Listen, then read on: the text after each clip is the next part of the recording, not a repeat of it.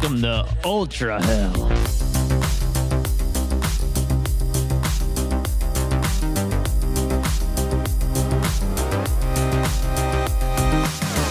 I'm gay.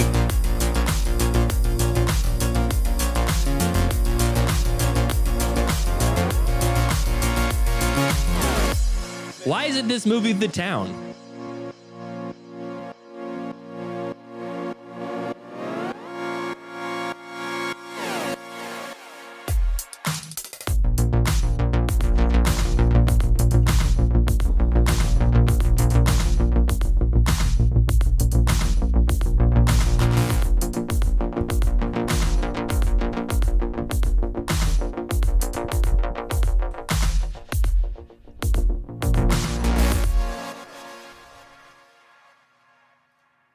The world lost a comedic genius. Sam Raimi is back, and Texas Chainsaw Massacre gets the A24 treatment. Oh, it's time for class.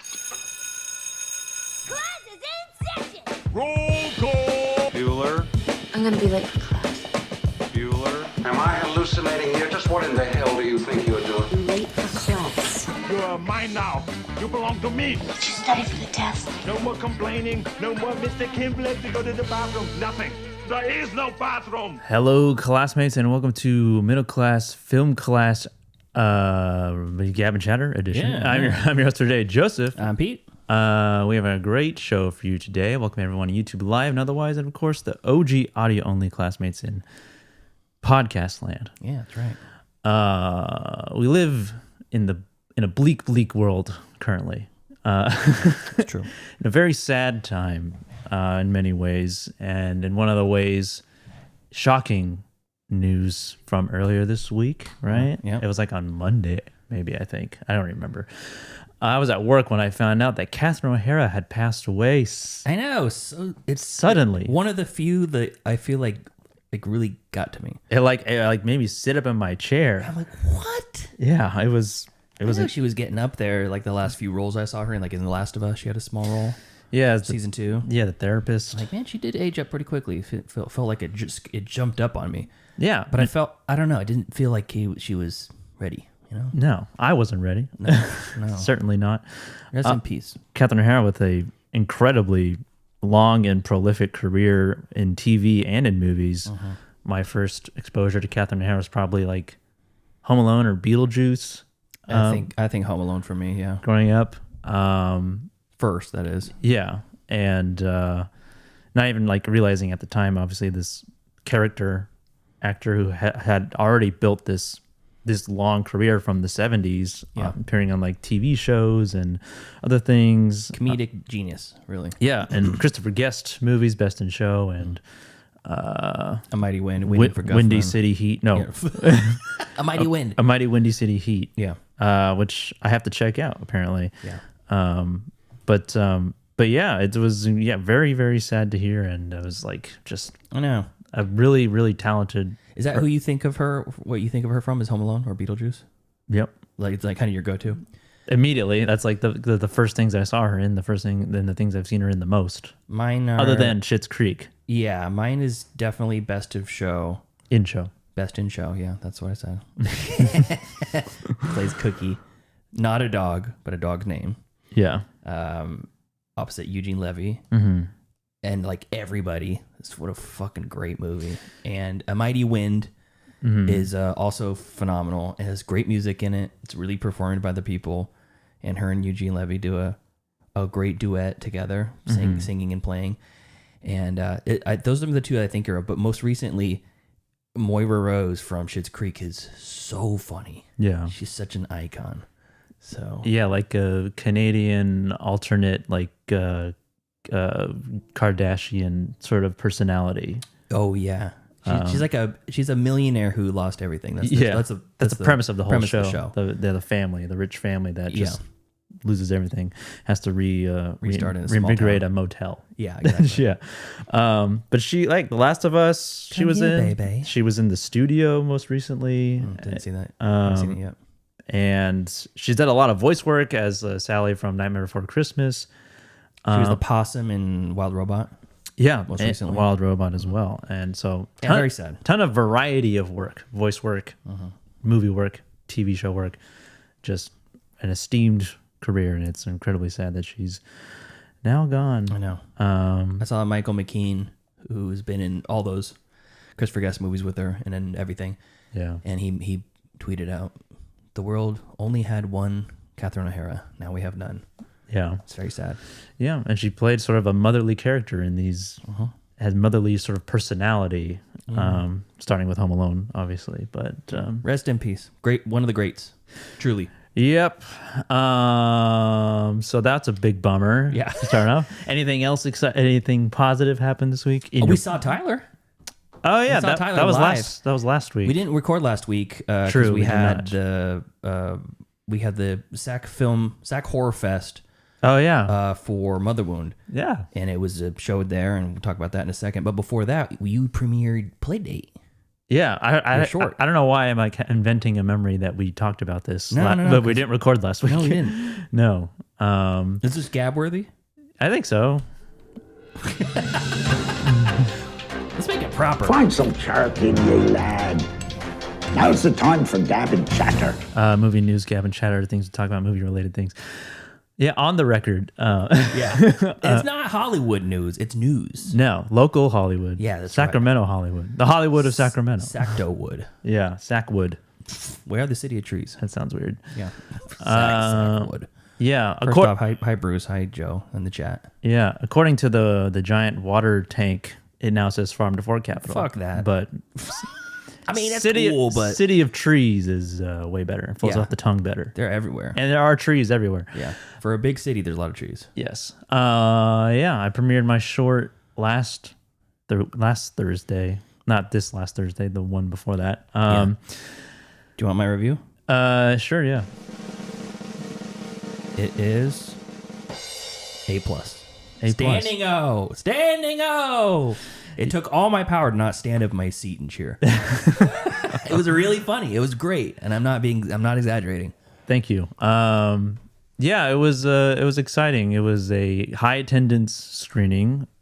This Modest Film Society is what it's called. It's a sort of monthly film festival light type situation, where they screen about like a handful of short films locally made, and yeah, it's like sort of it's like a free submission for the filmmaker, but then it's a ticketed event because they have this thing that they've started recently called the Modest Film Fund, which all the ticket sales go to that Modest Film Fund, which is then awarded to one of the filmmakers screening. But the caveat is they have to make another film within a month. And we'll premiere it next month. And using that money to support that, which is like, I'm like kind of iffy on that premise, but I think it should be like 2 to 3 months. They should give you some Yeah, time. yeah, a little bit. A little bit of time. a little bit. A month is a really short. I mean, it's not like it's impossible, but people got day jobs. Yeah. You know, Other things planned. Just yeah. getting people booked and getting the storyboards written and stuff, that could take Yeah. a week or two. But screening went well. I was like worried. I know. I was scared because it's a comedy and it's like something you can measure in real time as it's Yeah. being shown in front of It's people. like a real focus group. Yeah. It's like, God, I hope they laugh. A drama, everyone's just silent the whole time, and they come out like, I loved it. Yeah. A comedy, they're silent the whole time. That's a bad sign. I know. You don't, yeah, because it's like you can clearly hear if Yeah. they're laughing or not. Yeah. But A lot of big laughs. But it went well, and I'm glad it went well because that was like a big weight or a big relief. Yeah. That it was received well. And yeah, so that premiered, and now it's gonna make its hopefully it's gonna make its festival rounds. I've submitted it to yes. a few so far. Most recently submitted to Palm Springs Short Fest, which is a Oscar qualifying Yes. short film festival, and then I submitted to Milwaukee Film Festival. Oh, cool. Go see Garrett. Yeah. Oh, yeah, that's right. In Wisconsin. Hey, yeah. Garrett, if you're listening to this, I don't think you are. But if you are, can we stay at your place? Yeah, and if we don't make it out there, go check out the Milwaukee Film Festival. Go represent for us. If it's cheer when Playdate plays. if it gets accepted. Yeah. Indie Short Fest in LA, and then Holly Shorts also in LA. That's cool. So yeah, I haven't heard anything yet. I've got accepted or rejected yet, but hopefully it gets into some But yeah, that was exciting because Is it cost money to submit? yes, Oh fuck. it's like it ranges from like it could range from like $15 to like $90. Really? Yeah, You need an EP. Let's talk. yeah. So it's like I have like this whole spreadsheet of all the film festivals I want to submit to, and then like ranked, and like I really want to get into this one. It'd be cool to get in this one. I wouldn't mind getting this one, but I also don't mind getting rejected from this one. And that has their prices, and then their all their deadlines, their submission deadlines. Get them laurels. Get the laurels. Yeah, that's really what I want. I want the leaves. Yes. I want all of that. Jury selection. Accepted to Bash Film Festival, Bay Area, Sacramento Shorts. Hell yeah. And Tyler was there. Yeah, and He Tyler made showed his up. first appearance since he went Bane on us. Yeah, I haven't Broke his back. I haven't seen him since the Thanksgiving, or like the week before Thanksgiving, because that's when it happened. I've visited him at the Minor compound, at the Minor mansion. Yeah. At his parents' house. That's also what Epstein calls it. Yeah. Yeah, weird parody there. But yeah, I've seen him a couple times, but I was always like, yeah, I mean, can't drive, can't do much. Yeah. Showed up. We were rocking the clamshell. I got a picture of him and I together, so you guys can see what kind of gear he has to wear to leave the house. Yeah, he had a big I'll post on the Facebook page. he had a big jacket on when he Yeah. came. But yeah, it was nice to see him. He does look well. He does. Yeah, he's he got color in his face. Yeah. It's like after POWs rescued and they actually get some nutrients in their body. Yeah. They start taking on life again. That's what he looks like. It's Yeah. like after Tom Cruise was rescued from that island. Yeah, Or but Tom Hanks. the whole gang came out. Like my parents came, Deanna's parents came, Tyler came. Yeah. Adam was there. Local Adam showed Local up. celebrity Adam Murphy. He was inspired. He started writing something. Hell yeah. By that whole modest feeling experience. It's a cool idea. I like it too, and it really just encourages people to go out and make something. Yeah, because again, like the modest screening is like you can look at it like almost like a test screening as well, because like it's local and you can see the sort of reactions you can get from it, and so that kind of gave me some encouragement for Playdate. Yeah. But also it was a good weekend because Mother Wound screened again at Sac Horror Film Festival, and then it won. It won. Yeah, best of the fest. Unexpectedly, best in show at the festival. Yeah. Which I'm not quite sure on how they judge that, but It has to be Sacramento produced. That's yes, that's why. Because there was some like Ireland produced. clearly like studio produced stuff that's like streaming on Disney Plus, and some Yeah. really high quality animated stuff. Where like this took years to make and was Yeah, years and money. yeah and yeah, hundreds of thousands if not millions Yeah, for some of those movies. but yeah, that was cool. That was totally Super cool. Unexpected. I got Our boy was on stage. I know I got pulled up on stage again with Hannah and Camille, who are the directors of that. They And asked you a question about something very personal about the movie that you did not write. I had the mic in my hand. And they're like, what inspired you for something like that or whatever it was? And you're like, I'm not qualified to answer that question. Yeah. You handed the mic off to Hannah. I like said my name and then I'm not qualified. Yeah, and then the belt is literally like a wrestling belt, like a championship belt comes out as the WWE best of the fest. SmackDown It belt. was super cool. Yeah, but it's like goth version. Yeah, it's horror. The festival was cool too. Yeah, it was pretty dope. It was pretty exciting. What was that one, Mr. TV show? Mr. TV Man. Mr. TV Man, that's it. Super weird. Yeah, very. Yeah, a lot of mixed feelings. Anybody on that that's one. ever seen The Dark Backward, it's like that. You feel gross after watching it. I highly recommend people to watch that movie. You'll either absolutely hate it or absolutely hate it for a different reason. Yeah, you'll hate it and you'll love it, or you'll hate it. I thought it's a fantastic vision, and Mr. TV Man was in the same vein where you're like, this is terrible. Great. I'm so glad it exists. Yeah, Somebody made it. which is also locally made. Yeah. Oh, cool. Yeah. But yeah, so it was kind of an exciting weekend with my screening and then Mother Moon screening again. Yeah, I like it. And It was exciting. Yeah, very, very cool. So we took a break off because there was just so much going on. So we pushed the Testament of Ann Lee out a little bit. I hope you guys got to enjoyed that review. Hope people are going to be able to go see that because I think it's a worthwhile movie. They got snubbed yeah, definitely. And for F1 the movie. for this movie, okay. Yeah. Which is what we're going to review on the second half of the show. But anyways, back to mainstream Hollywood movie news. Pete, do you have anything? I do. Before I say my news story, I'd have this cool stuff that I was sent from our friend Matt from Japan. Mattonio. Matt? Oh, yeah. He sent me these. So me and Matt, we communicate online through the Cinematics page, and he is a Canadian native who moved to Japan. So he kind of goes back and forth between the two. And over there, sometimes it could be 6 months to a year before an American premiere makes it over to Japan. Yeah. And it's really hard to get a hold of him. So I've helped him out being able to get some access to some movies that he's doesn't normally have. All the logins and whatever I have, I'll share with him. And, he's very appreciative of that. And he sent me a message and said, "Hey man, thanks for all the help. I want to send you a gift. What do you like?" I'm like, "I don't know, just whatever. I'm not going to can you send me this one thing? It's in this one gift shop." That's a whole nother story. I actually did that one time for somebody in Japan and it turned out great. Huh. But he said, "Yeah, I'll send you something cool." And he sent me these little posters of movies. Here's The Running Man, Glenn Powell. Japanese promo. Glenn Powell's The Running Man. Really cool. And then this is of the new one, Hoppers, that's coming out soon. All in Japanese, which I thought was cool. Yeah. And these are apparently this is how they advertise with these little flyers. They put them out in public. This is Five Nights at Freddy's 2. Mm-hmm. This is, I think, my favorite. 28 years later, The Bone Temple. Nice. Look at that. Yeah, Ray Fiennes looking swole.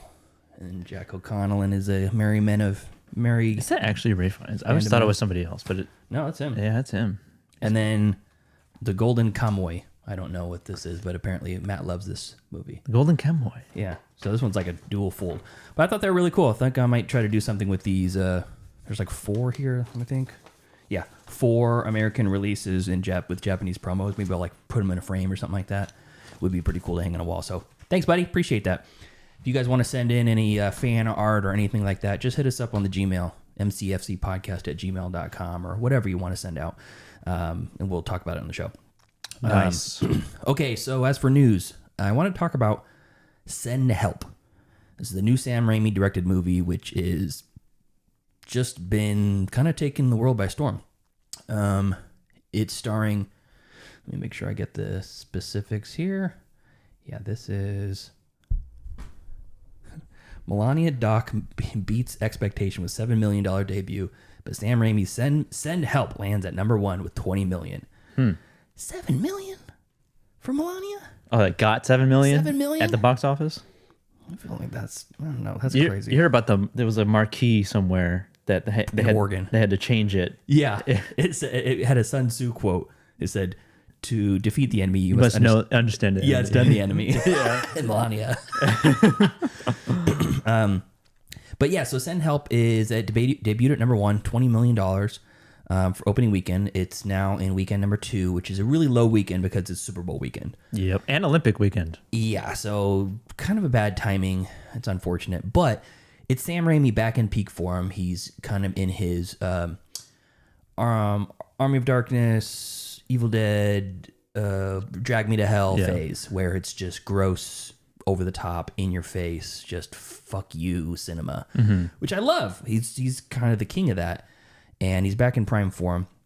Rachel McAdams and Dylan O'Brien, I think, or Logan Lerman. Is it Dylan O'Brien or Logan Lerman? I don't think it's Logan Lerman. Let's hear. They're both very similar. Are they? Genres of people. What's a genre of a person? They are. They are. They them are. I think it's Dylan O'Brien. Yeah, it is a Dylan O'Brien. Okay. So it's a two-hander. She is his executive assistant. He's a CEO, and they're on a plane. He treats her very badly and tells her that she's going to get fired. And then they crash on an island, and she basically becomes the boss. She's killing boars and, making shelter and stuff. And he's still treating her bad. And there's this weird dynamic that has shifted, and kind of Lord of the Flies meets, I don't know, like corporate culture. Castaway. Yeah. So, but yeah, it's number 1. And one of the things that I really love that I read about this whole story is that originally, it was originally set to go to Paramount. Make sure I have that right here. 20th Century Fox. I want to make sure I get the studio correct because I'm going to shame them. Let's see here. McKillen. Okay, here it is. Yeah. So it was Sony. Sorry, it was Sony. So Send Help was originally going to be picked up and distributed by Sony. And Sam Raimi basically went and talks with them. They're one of the bigger, well-known studios, so it was kind of a surefire thing. Easy to get the funding that he needed for the name like Sam Raimi. And he pulled the plug because Sony wanted to send the movie to streaming only. No theatrical release or very limited theatrical release. So he pulled the plug. He shopped it around a little bit more. He landed on 20th Century, and it got the theatrical release that I think it deserves. So I just love that story. I wanted to share that. I think it's great. And we will see if it continues on the trajectory. I mean, I want to see it. Yeah. Brianna won't see it in theaters with me. She was traumatized from Drag Me to Hell. Too much gross for her. Mm-hmm. Too many maggots being puked into other people's mouths for her. Yeah. One is too much. There was about 1,000. So, oh, okay. Yeah. Have you seen Drag Me to Hell? No. Oh my God. Must watch. High recommend. Very fun. Yeah. So anyway, so that's my story about Send Help and Sam Raimi's return to Hollywood. Joseph Bridges in the chat. Part of Amazon's advertising budget was buying tickets. The theater near me had sold out, quote, screenings on days when we'd had a foot of snow and no one was going anywhere necessarily. Holy shit. Wow. It's rough out there. Yeah. Do you know who Nick Adams is? I hate to say that name, like Voldemort on the show. Oh, no. Boy, he's basically a right-wing commentator, like a pundit. Oh, okay. Who is possibly could be the Andy Kaufman of our time, because his posts are extremely pro-Trump and extremely completely right, but they're so far out there that it's to the point of parody. Oh, okay. You've heard the phrase "and everyone clapped"? Yeah. Like the story is so outlandish, it's obviously fake, and the story always ends with "and everybody stood up and clapped for me." Mm-hmm. It's like it's those stories, and he posted this whole thing about how he was going to see the Melania movie, and a young father with his two young daughters stopped him because he looked like he was having such a good day, and he said he was going to go see the Melania movie, and the two girls said, Daddy, take me to see the First Lady. She's the most beautiful First Lady in all the world. Oh, Jesus. I thought you wanted to see Zootopia too. No, we want to see the Melania movie. But they were so sad because the movies it was sold out 100%. All 12 showings for the next 2 days, and I pulled 3 extra tickets out of my pocket and gave it to them, and they cried with tears over the happiness. And I'm like, that it's the level of delusion that we're seeing about this. So that makes sense, Joe. Thanks for that. The pieces are coming together. The complete image is being shown as the puzzle falls into place. That's crazy. Yeah. So that's all I got. Okay. In Texas Chainsaw Massacre news. Oh, cool. It is getting revitalized because of A24, J.G. Molnar, and one Glenn Powell, who is strictly in a producing role. He's a genre of a guy. Yeah, he's certainly he's got something about him that certain people don't like. But he's created in a lab, I think. He's just like it's that. I don't know what Brianna hates his name. She hates for some reason. It's one of the most straight ahead, simplest names. It's like so lackluster. Glenn Powell. Yeah. Combination of Glenn Danzig and Colin Powell, maybe. You know what? Now that I think about it, I've never seen all three of them in the same place at the same time. Yeah. Glenn Danzig and Colin Powell. Yeah. The late Colin Powell. Combined. Glenn Powell. Hey. There you go. J.T. Molnar, who is a director of Strange Darling and most recently The Long Walk, I believe. He wrote The Long Walk. Wrote The Long Walk? Who directed it? I don't think he directed it. And A24 is shepherding this new iteration of Texas Chainsaw Massacre, which was first introduced to us in the 70s by Tobe Hooper. Sort of gave a new vision to horror at the time.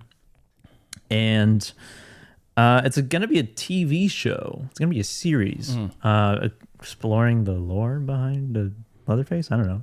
Like we got a very not good Ed Gein show from Ryan Murphy, the guy who did the Dahmer show. I don't watch any of those. Dahmer and Gacy? I think he did the American Horror Story. Yeah, he's done a bunch of those. Yeah. Another lackluster name, Yeah. Ryan Murphy. Yeah. Maybe Ryan Reynolds and Eddie Murphy. Oh, there we go. Makes sense. Yeah. Now, JT Molnar, that's dynamite. Yeah. That is a dynamite name. JT. I can think JT Simmons. No, J.K. Simmons. Francis Lawrence directed The Long Walk, who did all the Hunger Games. Oh, okay. So yeah, we're getting a TV show from A24 and JT Mulder and produced by Glenn Powell, along with some people from the original Texas Chainsaw Massacre, who helped put that together with Tobe Hooper, Cool. Ian Henkel, and Pat Cassidy. No, Roy Lee and Steven Schneider and Stuart. You all know all these names. So yeah, At first, I thought A24 series, where are they going to stream it? But then Euphoria is A24. Oh yeah, it is. Pretty sure. It is They stream A24 on, series. Max. Yeah, HBO Max. Yeah. Yeah, I don't know what sort of lore they're going to get into. I mean, the origins of Texas Chainsaw Massacre. I'm sure there's plenty there. Like if there is the last movie was made in 2022, I think. And I feel like I remember enjoying it. I remember liking it. I think we did a review. Yeah, we did, definitely. I think it was a field trip. Yeah. It was a new review. It was straight to Netflix. It was though. straight to streaming, and I think we were pretty favorable about it overall, like more favorable than not, even though most people hated it. Yeah. My first exposure to it was the, I guess, first reboot of it with Jessica Biel, back in like 2003. That was your first exposure to Texas Chainsaw? Yeah, I was like Interesting. 12 years old. Oh. Oh no, I was 11 years old. No. And you call yourself a film fan? Yeah, at 11. I mean, my first introduction to the idea of movies that like can like do something to you was like From Dusk Till Dawn. Oh yeah. Uh-huh. Yeah, like that was like probably like one of my first early exposures to like an R-rated movie. Mm-hmm. You know, that and probably like Terminator. But yeah, I mean, I'm like have no stake in like Texas Chainsaw Massacre lore. I'm like, could be cool, I guess. I don't know. Some people are upset that Glenn Powell's associated with it. I don't really get the hate necessarily for Glenn Powell. Yeah. Like people are claiming that they're trying to shove him onto the people. Yeah. But I mean, you could say that about. That's probably why people hate Chris Pratt, amongst other things. I know there's other reasons to hate him outside of like his film roles. He voiced Garfield. Yeah. He voiced Mario. Yeah. He voiced Emmett Burkowski from the Lego Movie. Which was a great role. Yeah. for Perfect. him. Yeah. But could have stopped there. Yeah. Like his Andy Dwyer days, great. Yeah. His one scene in Wanted, awesome. Wanted. Oh yeah. Yeah, I forgot about that. But yeah, I guess we'll look forward to that. TCM coming I back. don't really watch series too much, so probably won't watch it. No, Say it. I'm watching Fallout right now. Hate to say it. That's pretty good. Oh, cool. The season 2. Yeah. I like the first one. But yeah, TCM coming back. A24. Thanks a lot. Anything else? Stream pick time. Movies. Wanna watch a movie? Yes, I do. Disney Plus, HBO Max. If I don't get the pick, show's over. I have grown accustomed to Hulu Plus. Amazon Prime. I like Netflix. You found the pick. Stream picks, movies that we watched on our streaming services that we will either recommend or not recommend for you to watch as well. Yep. Pete. Okay, so 2 weeks of streaming picks. I'm going to start with an interesting zombie movie called The Night Eats the World. You heard about this one? No. The Night Eats the World. It's a 2018 streaming on. It's a $1 rental on Amazon Prime. Mm-hmm. It is Roku, Hoopla, Pluto, Plex, all the free ones, and you can do the Prime Video with ads for free as well. So this is a French movie. I think it's French. Are they speaking French? They were speaking French, but I think it might also be like Belgian. Oh, okay. You know, one of those. After waking up to find himself all alone in an apartment where a massive party was being held the night before, Sam is immediately forced to face a terrifying reality. The living dead have invaded the streets of Paris. So the original title is something about a silent scream. Let me see if how it translates, because it translated meaning. Let's see here in English. It translates to "The night has devoured the world." I could have sworn it has a subtitle, a different subtitle. It's something about like silent scream or something like that. Because the zombies are silent.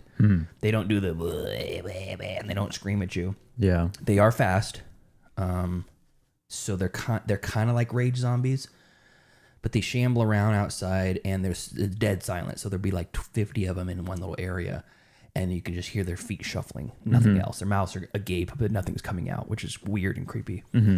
But he's kind of stuck in his own this apartment. I think he was at his ex-girlfriend's house picking up some tapes. He's like a music producer. And he was there for a party, but he's like, I'll stay for a little while and I'll grab my tapes and go. And he went in the back room, passed out listening to the tapes, and shut the door. And then something happened and the zombie apocalypse happens. So the entire apartment, he goes out into the main part of the apartment, and there's like blood all over the walls and no corpses in there. But as soon as he goes outside, he sees people getting ripped up by zombies and stuff. So... And it's just a isolation sort of a movie, really kind of going crazy in that apartment. There was a Korean movie that had similar vibes called #Alive that I saw a couple years ago, and that was pretty good. Is that the one, the apartment? Yeah. Korean one? Korean one, apartment. Yeah. That was pretty good. I think that one's more entertaining than this one, but there's some good stuff here. It's more about an unraveling than really like the zombies themselves, and then he encounters a person, which propels the story forward a little bit. So that's called The Night Eats the World, streaming on all those places I just mentioned.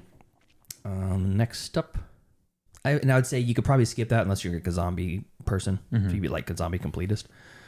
I watched Skyscraper live on Netflix. Oh, yeah. Not really a movie. But. No. Alex Honnold. Can you still watch it? Probably. Yeah, I think so. Is that as a replay? I think so. Alex Honnold from Sacramento, actually Carmichael, which is like a suburb of Sacramento. Yeah, suburb of Sacramento. And I got mixed feelings about the whole free soloing thing. Bruce had mentioned about how he hates this guy, and I think when you reviewed Free Solo, I was talking shit a little bit, like, what's up with the ego of the not using the ropes and stuff like that? Like you're just waiting for someone to watch your death, kind of. But I mean, so far the guy hasn't died, so yeah. Now he's got a wife and kids, yeah. and it truly is one of the greatest physical accomplishments I've ever seen, ever. Free Solo? This. Oh. I mean, probably Free Solo even more so, honestly, because it's just so different. Yeah. Like you can plan with, with the building, it's pretty repetitive. Yeah, that's what I mean. Yeah. Like, okay, this section, you're doing the same move over and over again until you get to the honeycomb, and then a same move again until you get to the nest or whatever. But yeah, I mean, I've heard that it's so far, like that building is so far beneath his skill level. Oh, really? That it was just like climbing a ladder for him. Oh, damn. Okay. Yeah. So yeah, it was shocking to watch live. Still, like my hands were sweating. Yeah, my butthole was puckering the whole time. So yes, that's on Netflix. It's probably not as impactful to watch it, not live, but still very, very cool. Yeah. I watched Bone Lake, which I know you watched, right? You gonna talk about that? Yeah. I'll wait so we can talk about it together. Yeah, because I got a few more. I'll just say it was fun. I thought you talked about that. I don't think I did. No, you didn't. Because this is all stuff we watched. Yeah, I guess. Last Saturday, or 2 Saturdays ago. Okay, so Bone Lake, fun. Next up, a short that we watched at the SAC Horror Festival that's streaming on Disney Plus called The Pearl Comb. The Pearl Comb from 2025. It's 20 minutes long. It's a horror fantasy, perhaps. Yeah. It's got some cryptid sort of like lore sort of stuff there. I won't ruin it. But very well done. I watched it at home with Brianna again because I knew she would love it, given the content of it, and it was very good. So check that out. I watched the Anaconda movie. The newest Anaconda. It's just called Anaconda. Same movie. Same title, I should say. $20 rental. Brianna really wanted to watch it, and we watched it together. She actually watched it on her own and then told me she wanted to watch it with me. She loved it. I thought it was pretty good. But it was not. I don't think it doesn't hold. It's a completely different movie than the original one. Yeah, because the movie Anaconda exists within that universe, right? They're remaking the movie Anaconda. Paul Rudd's character is like a struggling actor, and he buys the rights to the Anaconda movie because some schmuck owned it, and he just was unloading it. He bought it for super cheap. So bizarre. I know. Such a weird concept. And he's like, I'm going to make this movie with my childhood friend. We used to make movies back together, and we always said we were going to go. I went off to Hollywood. He stayed back home, and that's Jack Black. Jack Black does wedding movies, and he's always trying to do something fun with them, and everyone's just like, no, I want the basic. I want to play Time of Your Life, and I want to play whatever. I don't want to wait for our lives to be over. I want to play that song. And he's like, how about we do like a zombie thing where, I see. You light a living dead, and the hand comes out and it's holding the ring, Mm-hmm. So it's them two, Steve Zahn and Tandaway Newton. Them four are like childhood friends that made movies together. Paul Rudd is this not big shot who moved off to Hollywood, and really he had like 4 episodes of SWAT, the TV series. Mm-hmm. That was his big claim to fame. And they go on this riverboat to try to shoot Anaconda, and they hire a guy in Brazil that is like a snake handler, and he like loves his snake, and he's what a great character he is. He's like a Brazilian actor who I've never seen in anything before. So freaking good that guy is. So there's some like really good spots, and then there's a lot of parts that are like, okay, this is pretty schmaltzy and pretty schlocky. So yeah, it's got a 5.7 on IMDb, 47% on Rotten Tomatoes. Feels about right. Yeah, so you could wait for this to stream for free. Do not rent this, I would say. Do not spend money on this. Do not spend money, I would say. I watched Playdate, 5 stars. Nice. Can't get that anywhere. Not streaming anywhere.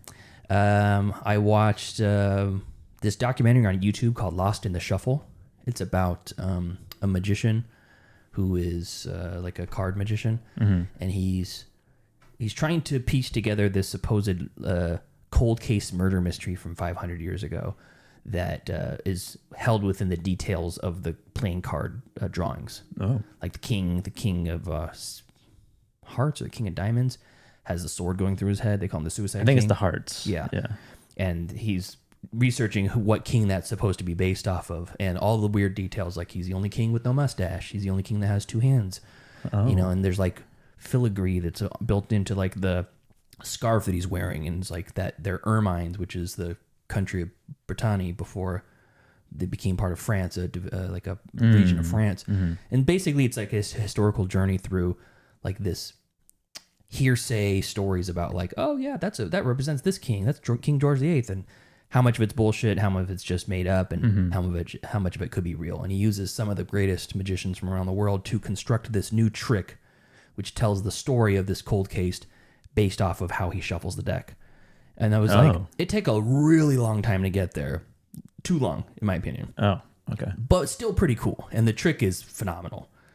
He basically, the trick is that, and it's not a spoiler because he's telling how he's going to design the trick as the documentary goes on. And it's an hour and 40 minutes. So it's a pretty substantial doc for really not much of a story. And the whole concept is that he takes a deck, brand new deck, opens it up, shuffles it, has the audience member shuffle it behind his back multiple times, like chaos shuffle, and then he shuffles it back together in a way where he can deal out the story. Like he takes the chaotic shuffle and then re-puts it in the correct order so he can deal out the story as he tells the story about this murder case. And he uses like, here at one time there was a king, he was killed in 1794, 1794, or whatever. And he like deals out at this story as it goes on, and you're like, that's pretty cool on itself to tell the story, but how the fuck did he get it in that order after it was fully chaotic shuffled?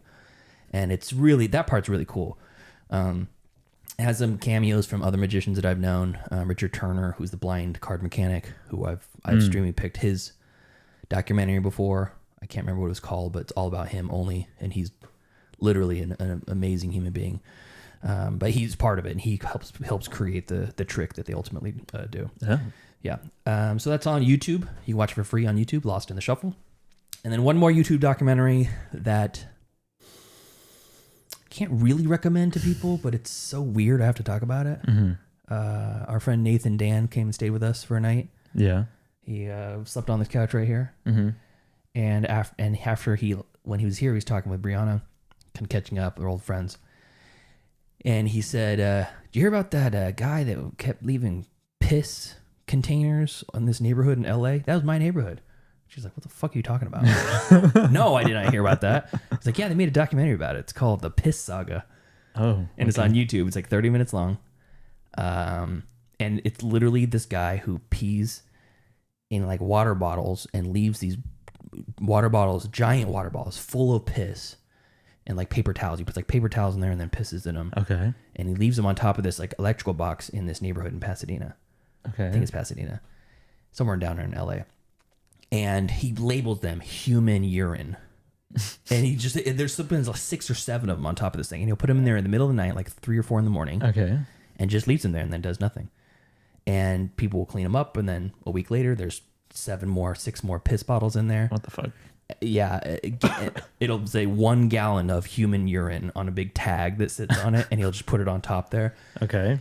And these 2 guys that are down there, they're documentarians. One of them was like an old skateboarder who was sponsored skateboarder back in the day, and him and his friend are determined to just find out who's doing it. Mm-hmm. And they basically consider him the Banksy of piss. And his canvas is this electrical box, but he's not spilling piss anywhere. They're fully contained in these bottles. Okay. And he does it. So they put like trail cameras up to try to catch the guy. They put like a 2-way microphone up so they could try to communicate with them. All right. Eventually, he catches on to them and he starts wearing a mask because he realizes there's cameras involved. Oh, geez. As their cameras get better, they were trying to figure out who he is. And then they put like a whiteboard out that says like, why are you doing this? And they leave the whiteboard there and he just ignores it. He doesn't want to communicate with them. Oh, my God. And they're like, we understand this is your art. Please tell. And they like test the piss. They send it to a lab and they're like, it's human piss. And it's actually pretty healthy. Yep. Piss. No drugs. No real like alcohol or anything like that. Like he's a normal human. Is he homeless? No, it doesn't look like it. Doesn't look like it. And that's the thing. You're just like, why is he doing it? Yeah. To what end? And is it an art thing, or is it like a chaos thing or an anarchy thing or something like that? You know. So it's 30 minutes and it's kind of fun. The way it's produced is kind of fun. This documentary. You know, if you're squeamish about bodily fluids, this ain't for you. Is there lots of shots of bottles of piss? Wall to wall video God. of bottles of piss. And the piss doesn't look healthy. I was very surprised when they tested it. Dehydrated. It's like various shades. Some of it's like brown, some of it's orange, some of it's yellow. And you're like, what? What is this guy eating? I know. What is he drinking? One whole day eating nothing but carrots, orange piss, you know. God. So it's called The Piss Saga. Check it out on YouTube. Yeah, watch it on YouTube. I might have to watch it because I'm curious. How did I not lead with the piss? I know. I wanted to close with the piss, Joe. It's the anchor. So yeah, watch The Piss Saga if that sounds up your alley. It is super weird, and I won't spoil the ending. Just put it that way. Okay. Yeah. Is that it? That's it. Cool. Well, let's start with Bone Lake then. Oh, hell yeah. Because I watched that too. What if it was called Boner Lake? What if instead of bone, it was called I Just Got a Boner Lake? Boners There Lake. is gratuitous shots of Wang in this, though. With a name like Bone Lake, you can't not think of that instantly. Yeah. But then you watch the movie and then it's instantly that anyway. One of the first things you see is a full-on male balls and dick. Cock and balls. And with something bad happening to it. Yeah. Something you wouldn't want. That guy had a rough day. Hey, man, you can't assume. Yeah. Some people might be into that. Maybe.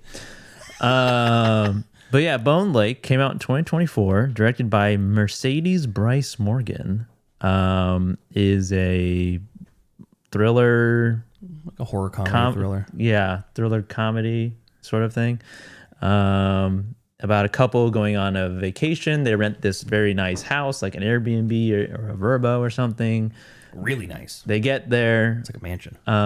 They are both writers or something. The couple, he's a writer trying to write a book, and he quits his job to focus on writing the book. Being an author full time. And then his fiance, or not fiance yet, girlfriend, because that's another part of the movie that he wants to propose to her on this vacation. as a she takes like a job because they become a single income family or single income She household. takes a stable job instead of like the Something she would want to dream do. job. Yeah. She's a reporter or something like that, right? So Journalist. They're sort of like on this kind of rekindling romance sort of vacation type of situation. And They get barbarianed. yeah, this other couple shows up saying like, "Oh, we also booked this place," and then you get in that awkward situation of like, what do we do? Yeah. Because the whole like we booked it on different websites. Yeah. And like there's a whole interaction with there, and they end up essentially sharing this space because it's a big house. It's fucking huge. It's a mansion. It makes sense that they could have space, but they don't stay apart. They like hang out the entire weekend. Yeah. And then things start are snowballing in terms of the tension between the two couples. One is like a more like conventionally like attractive, like fit couple. And the other one is more just like your average sort of long relationship type of a couple, what you would imagine, I guess. Yeah. Normal people. And Not like the other ones look like influencers. yeah. And then things take a turn. I don't want to like get into like spoilers or anything because There is rumors about people being missing at this lake. yes, there's a history of this Yeah, it's bone like lake. newspaper articles they find at some point. Yeah. And yeah, it gets kind of wild, takes turns, and it's pretty like campy. It's kind of like a Speak No Evil, where it's like, Yes. just say that these people are acting weird. Like, call them out on their bullshit, and they're just too polite to not say anything. Yeah. Especially one scene at like the breakfast table. Oh yes. And you're like, why doesn't he just say, like, speak up right now, not wait till later and do it in private. Just do it right now. Yeah, it's frustrating on that level. But then the third act blows up. Yeah, then it just gets even crazier. I was like, that is a good enough movie. It's fun. Until the third act happens, and then I really enjoyed the ending, and it ramped up to what I thought was a great climax. Yeah, it was definitely like not like entirely surprising, but there was definitely a surprising element to it. Part of me wishes that it went a slightly different route and like pulled the rug under us even more. Like a double fake. Yeah. Cause you're starting to like, at a certain point, you're starting to think one way and then it kind of goes that way. Yeah. It's a little bit of a whodunit too. And waiting for the shoe to drop. And then I thought there would be just like this third element that would be introduced, like, oh, that was just a red herring. But overall, I would say that it's like campy, funny, like schlocky, and it's a good time, violent. Yeah, I think it's a good couple movie too. Yeah, because you're like, what would you do if this happened to us? You know? Yeah, it's a good time for sure. I think that was streaming on Max, I believe, or Netflix. Did Deanna watch it with you? No, she did not. Brianna started watching it. She got 5 minutes in and was like, that's enough of that. After the dick trauma. And then, yeah. And then she's like, I'm just not in the mood for it. I got to come back to this. And then she told me, we need to watch this together, I think. Oh, because the opening? Yeah. She's like, it seems like it's going to be batshit. And to be fair, they kind of like blow their load a little in the first 5 minutes. And then it takes a long time to build that momentum. But it does. Yeah. The crescendo at the end does. And it does meet the excitement at the beginning. Yeah. It just takes a long time to get there. But yeah, I would say it's worth a watch. It's streaming on Netflix. Cool. Bone Lake. Can't wait for the sequel. Boner Lake. I thought it was going to be Bone Lakes. Bones Lake. Bone Bay. Boner Lakers. Okay. What are we doing? What are we doing? I don't know. Cut that part out. As Tyler would say, they can't all be home runs. Yeah. The next movie I watched streaming on Max is the other Safdie brothers movie, other sports biopic. Well, this one's definitely more of a sports biopic than Marty Supreme is. The Smashing Machine, directed by Benny Safdie, starring Dwayne "The Rock" Johnson as Mark Kerr, a UFC fighter, and Emily Blunt as his wife. And this movie really surprised me because I heard a lot of mixed things about it, and I actually really liked it a lot. Cool. The Rock, I felt, do I call him The Rock or do I call him Dwayne Johnson? The Rock's fine. I don't even remember how he's credited in the movie. Is it like Mark Kerr, The Rock, or is it Mark Kerr, Dwayne Johnson, or Dwayne The Rock Johnson? I don't remember. But this is like it's a sports biopic that kind of takes place in like the middle, sort of in the middle of the story. Like we don't get like his beginnings of like how he got into like UFC fighting or anything like that. We're kind of like we start in like kind of the middle of his career, where in an older or more traditional type of biopic movie, like any type of biopic, like Ray or something, where you get like his childhood, how he like got onto the scene, then his struggles with addiction, then how that affected his relationships, and then like you get like the whole sort of life. This one is just like starting in the middle, and he's kind of in the middle of those things already. Oh, okay. And it's his performance is very restrained, and he's like this. He is the standout in this movie, and Emily Blunt is pretty good too. They have a very troublesome relationship throughout. A lot of like mental health issues that aren't necessarily addressed in the movie, but they are clearly there. And the music for this movie is really, really interesting. There's like a lot of like jazz drumming going on. It reminded me of Birdman a little bit. Nice. Very like floaty type of ambient type music. And it's shot really well. Like it has a really, really a nice look to it. And there was a couple moments where I found myself getting emotional too. Really? Yeah. That's cool. And I'm not like into fighting or UFC or anything like that, but it was really good. And the parallels between this movie and Marty Supreme is pretty interesting because both movies were produced by their main characters or the main actors. And both movies involve a trip to Japan. Nice. And this one's more like the beginning of it. The opposites of the movie is that while Marty Supreme is like this very like go, very frenetic energy type of movie where it just kind of never stops. Smashing Machine is just kind of like the opposite of that. Really? It's very, very slow, but more emotional. It doesn't hang on to like scenes too long, I don't think. It's like you're kind of like bouncing from scene to scene. So the scenes are slow, but they come fast. Yeah. And I liked it a lot. I liked the presentation of it, and on my list. The wrap up of the whole story was really nice. Like the sort of end of the movie, it was really solid. I liked it a lot. That's streaming on Max, and high recommend. And then my most favorite movie of the last 2 weeks that I watched streaming on Netflix is a documentary called Secret Mall Apartment. Oh yeah, and heard about it. The premise of the movie is these like this artist from Rhode Island in the early 2000s basically lived in the mall, in their local like new mall that was built for like 4 years. Like they found this area that was secluded from the rest of the main part of the mall. They essentially built an apartment in there, and like they furnished it. They put these cinder blocks up with the door and everything. And it was like it ended up being a total of like 8 artists that lived in this area that just kind of like rotated out in and out of this apartment.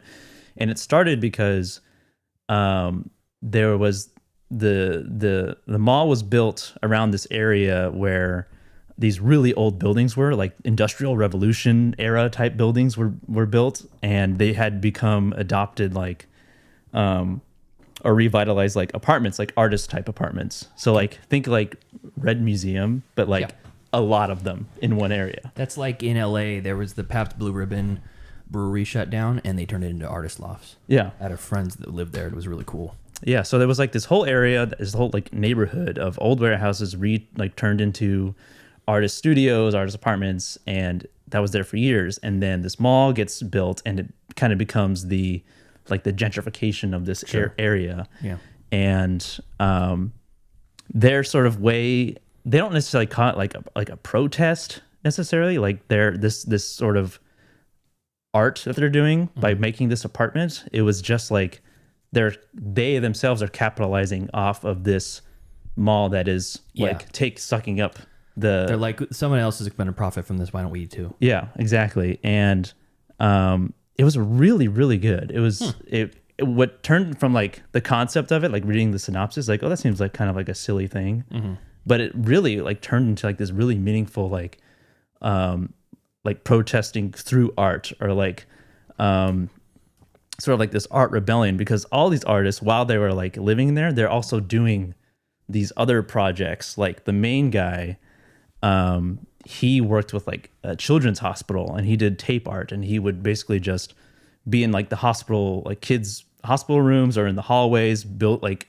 making these like different displays with tape art of different things that he would just come up with on the day. Interesting. And so like the mall apartment itself was more of like just the hub, like a side project, and everything else was their main project. And they did this whole thing after 9/11.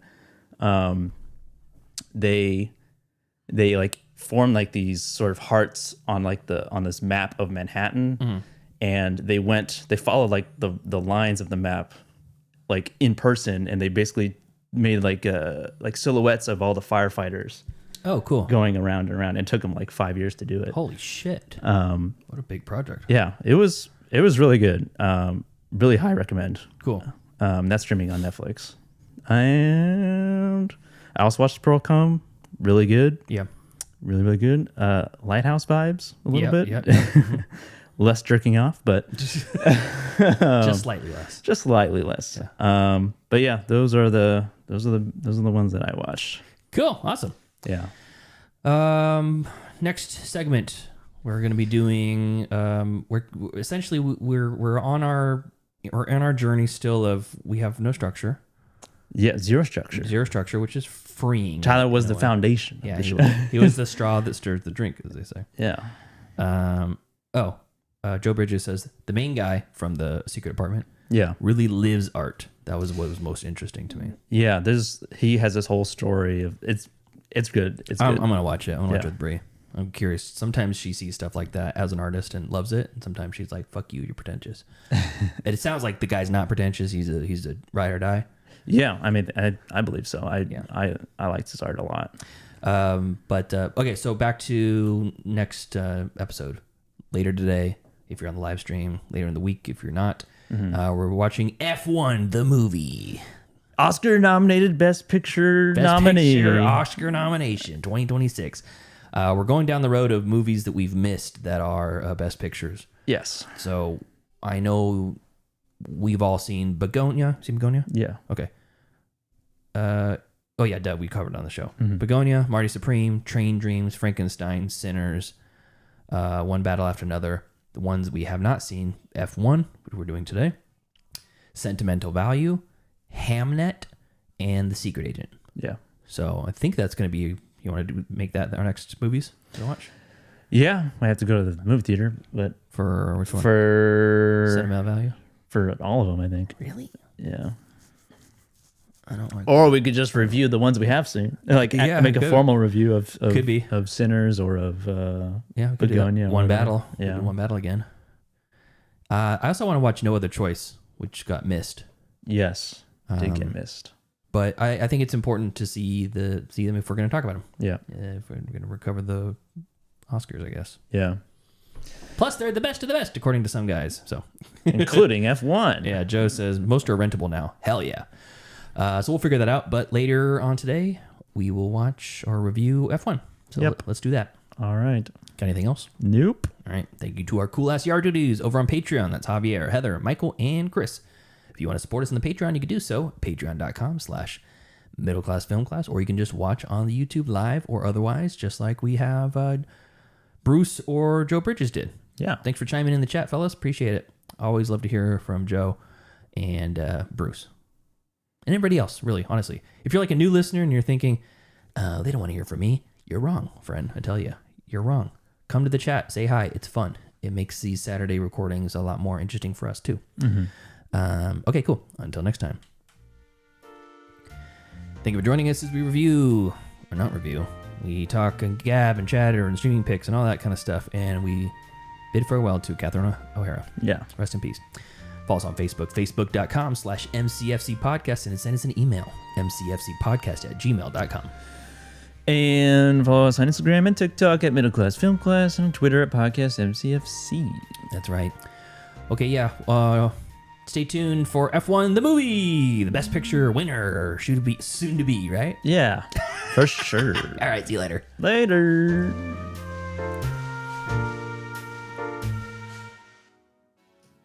Nope.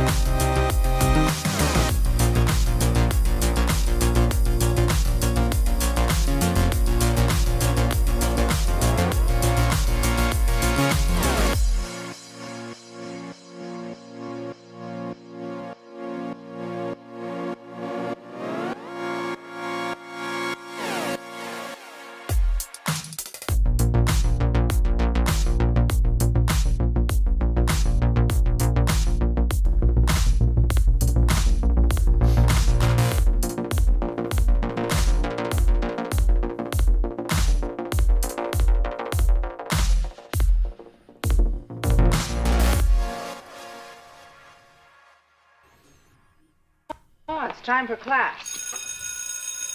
Class is in session! Roll call! Bueller. I'm gonna be late for class. Bueller. Am I hallucinating here? Just what in the hell do you think you're doing? Late for class. You are mine now. You belong to me. Did you study for the test? No more complaining. No more Mr. Kim left to go to the bathroom. Nothing. There is no bathroom. Hello and welcome to another episode of Middle Class Film Class Movie Review Edition. I'm your host for today, Joseph. I'm Peter. And this week we are reviewing Best Picture nominee F1 the Movie. The movie is in the title. Yeah, F1 F1 the movie. The movie. Not to be confused with The F1 the TV F1, show. Yeah. F1 the book. F1 the racing series. Yeah, they made a whole racing series based off this movie. I know. That's even bigger than making a video game based off the Gran Turismo movie. I know.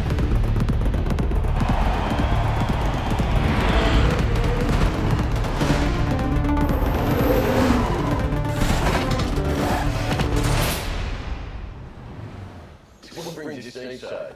I need a new driver. Take me to last place. My number 2 is rookie, and I'm gonna turn it around as the 10. We all lose our jobs if you can't pull off a miracle. When was the last time you won a race? Sunday? Daytona? Oh, I'm sorry. I meant Formula 1. Oh, I'm sorry. Then same as you. Good line. Hayes isn't a has-been. He never was. This thing could be a legacy. An F1 champion. What you always wanted, right? You make a mistake thinking us and bending me to an old-timer. I'm a mountain to get, bro. Formula 1 is the team sport. Why are you here? If the last thing I do is drive that car, I will take that life.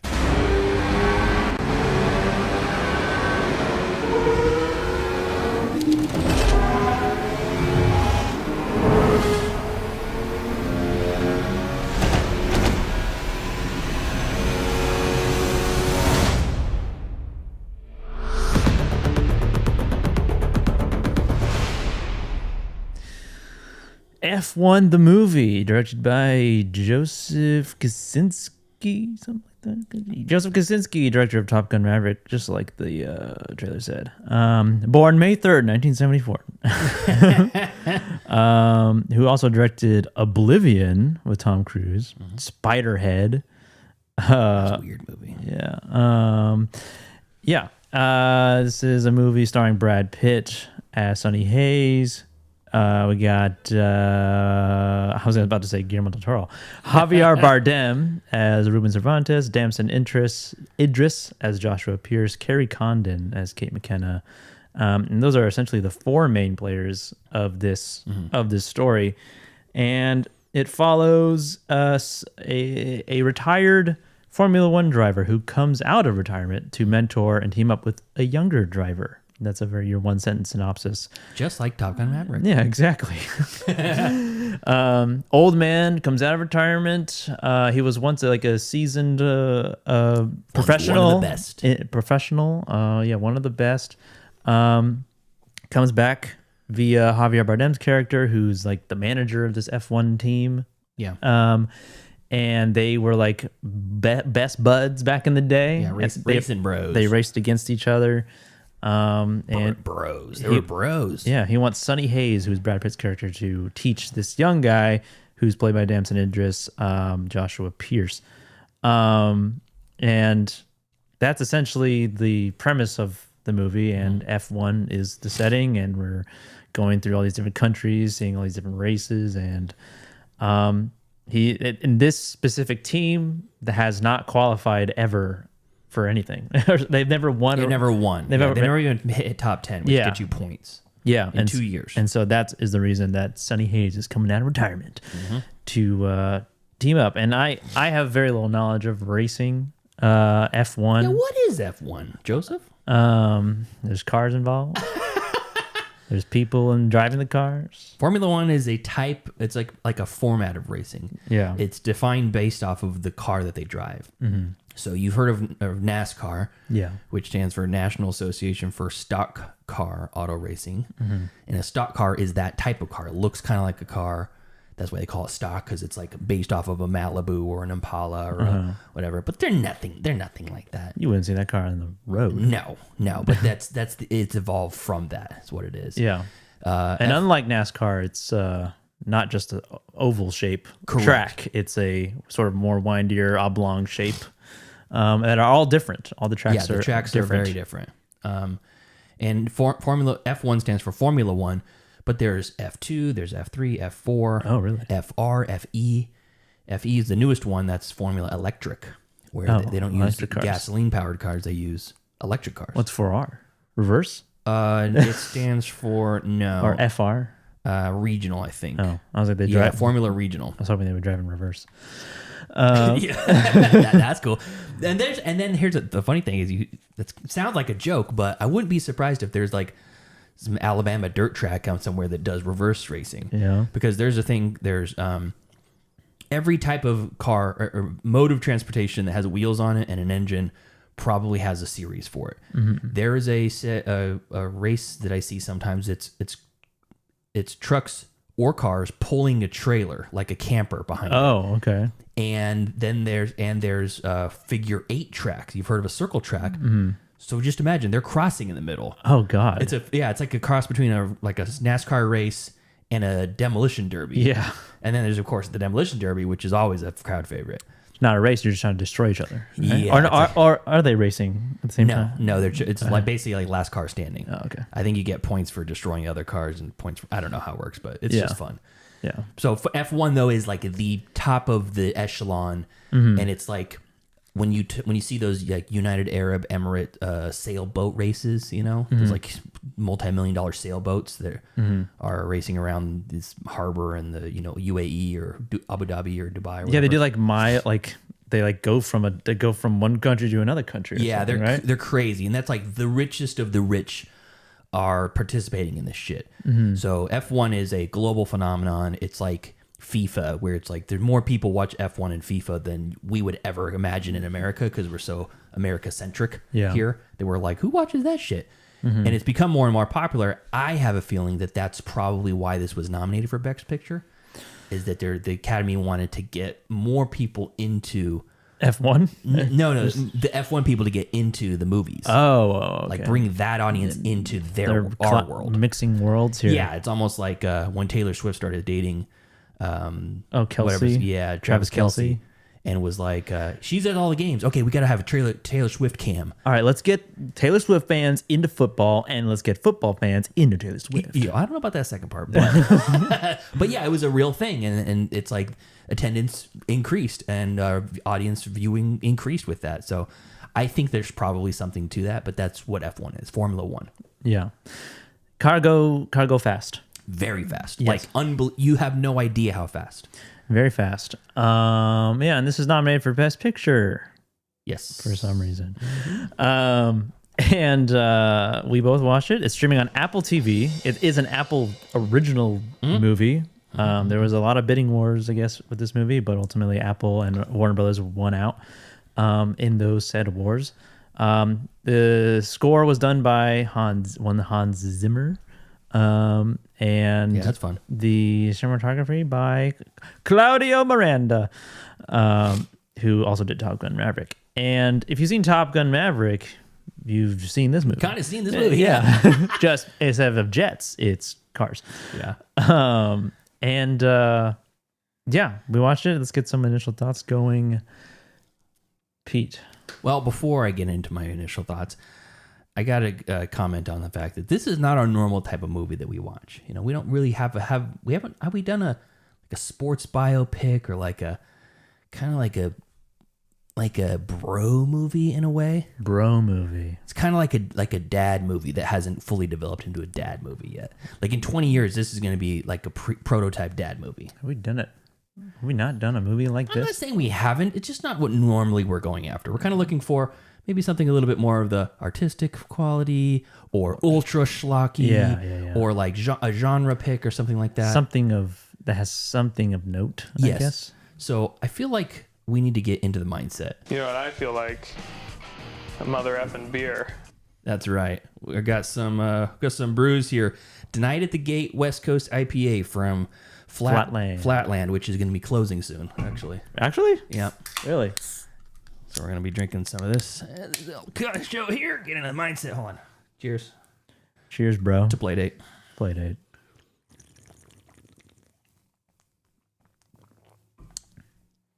That's a fine beer. There's a closing? They're closing. Really? Yeah. I don't know any specifics. I just know what's happening. I did not hear that. It really sucks. Yeah. Well, now I gotta look it up. It's like five blocks from here. It's really close to I know. Finally, I drive my e-scooter over there sometimes. I gotta look it up. It's like a pandemic. Track 7 closed. What are the other ones in Sacramento that closed? Device closed. Where did you see that they were closing? I just know a lot of people that go there on the regular. Oh, really? Yeah. Okay. Some people that were really depressed about it because they're like twice a week. Oh, Tilted Mash. Yeah, Tilted Mash, also right around the corner from here. That closed a couple years ago. But anyway, back to F1. Yeah. So my initial thoughts. Yeah, initial thoughts. Okay, so I like cars. I like cars. It's a known thing. I'm a car guy, as most people would know me as. It's kind of my thing. It's my trade. It's my one of my passions, one of my biggest passions. But I'm not a racing guy.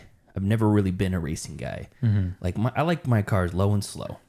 I like them to look cool, be cool, and I don't really care about going fast too much. Yeah. Like if it really matters, they can wait. You know, I don't need to get there fast. And if I do, I'll take my daily driver because I can zoom around in it without being with all eyes on me. I don't want to be driving in a fancy car and also going 1,000,000 miles an hour. Yeah, it's like attention seeking. You're gonna get easy to get pulled over. And how can people soak in the car that you're driving? If you're driving, I know. I want people to get the thumbs up and hey, that's a great car. Get the next generation of young kids to be appreciate cool cars and old classic cars and stuff. So I think my closest. I've been to one NASCAR event, hated it. At Sonoma Raceway, which used to be called Sears Point. But I've been to a few drag races and vintage drag races, and those are cool. But it's a testament to mechanical engineering. It's not really. I mean, it is driving. You have a person in there, hitting the pedal, hitting the gas, and turning the wheel. Yeah, you got to keep it straight and shift and all that kind of stuff. But but really, it's about the engine. And the driver is a big component of it. But if you don't have a big ass, highly tuned, highly performance engineered engine, you're gonna, because it's a straight line. Drag racing is a straight line. Yeah, quarter mile generally. So, and the really fast pro alcohol dragsters, they're doing 320, 340 miles an hour. Yeah, in a quarter mile. Yeah, it's like a fucking rocket. And there's a person in there trying to just keep it in the middle. Yeah. So that's the closest I've ever been to that sort of thing. And when I tell you, I've got pit passes. I've been down on the strip when they're taking off, launching. And when I tell you that it's unlike anything you've ever felt before, it really is shocking. You can feel it in your bones when the car takes off. Yeah, it's so percussive and insanely powerful. These machines, and F1 is. F1 cars they're like if that's a muscle car, because those drag race cars are high horsepower, all horsepower, heavy torque, but they do one thing: they go on full speed and then they're off. These cars have to last a long time. They have to have highly tuned suspension to be able to take corners and this and that, and the steering wheels themselves are like looking at the dash of a space shuttle. Yeah, there's so much shit in there for them to do. So, you look at NASCAR and it's like take a left turn, hey, another left, and this next one go left. Yeah, watch out, there's a left turn coming up. Yeah, there's a next. Yeah, careful. Head on a swivel, left turn coming. And this is these are complex tracks with the best drivers in the world who spend their entire life doing it, and you're pitted against, and it's like I don't know, 30 or 40 teams, something like that. Yeah. And so you are quite literally considered in the top 100 drivers in the world, and you're competing against the other 99 top 100 drivers in the world. Yeah. So there's no room for error, and the mistakes cost literally a crash can cost, $10 million to rebuild a car. Yeah. Unbelievable cost. Yeah. Unbelievable cost. So I have immense respect for what it is. I've never followed F1 in the real world. Yeah. But movies like this, like when you watch like Rush or what was the other Ford one? v Ferrari. Ford v Ferrari. Ford v Ferrari is a type of race that I really like. It's called the 24 Hours of Le Mans. Le Mans. Yeah, it's the 24-hour race, which is like another insane exhaustive race. Yeah, it's an insane concept. Isn't that where this movie starts? F1. Isn't that what they're doing? No, they're doing Daytona. Which is a similar type of thing where they're like taking shifts and driving. Most of those races they do shifts. In at least it's not a 24-hour thing, but a lot of those races it's a long term. Yeah. 24 hours of Daytona? Maybe it is another 24-hour race. So we got Shea Wiggum in the very beginning of that movie. I know, for a hot second I was sad he never come back. Yeah.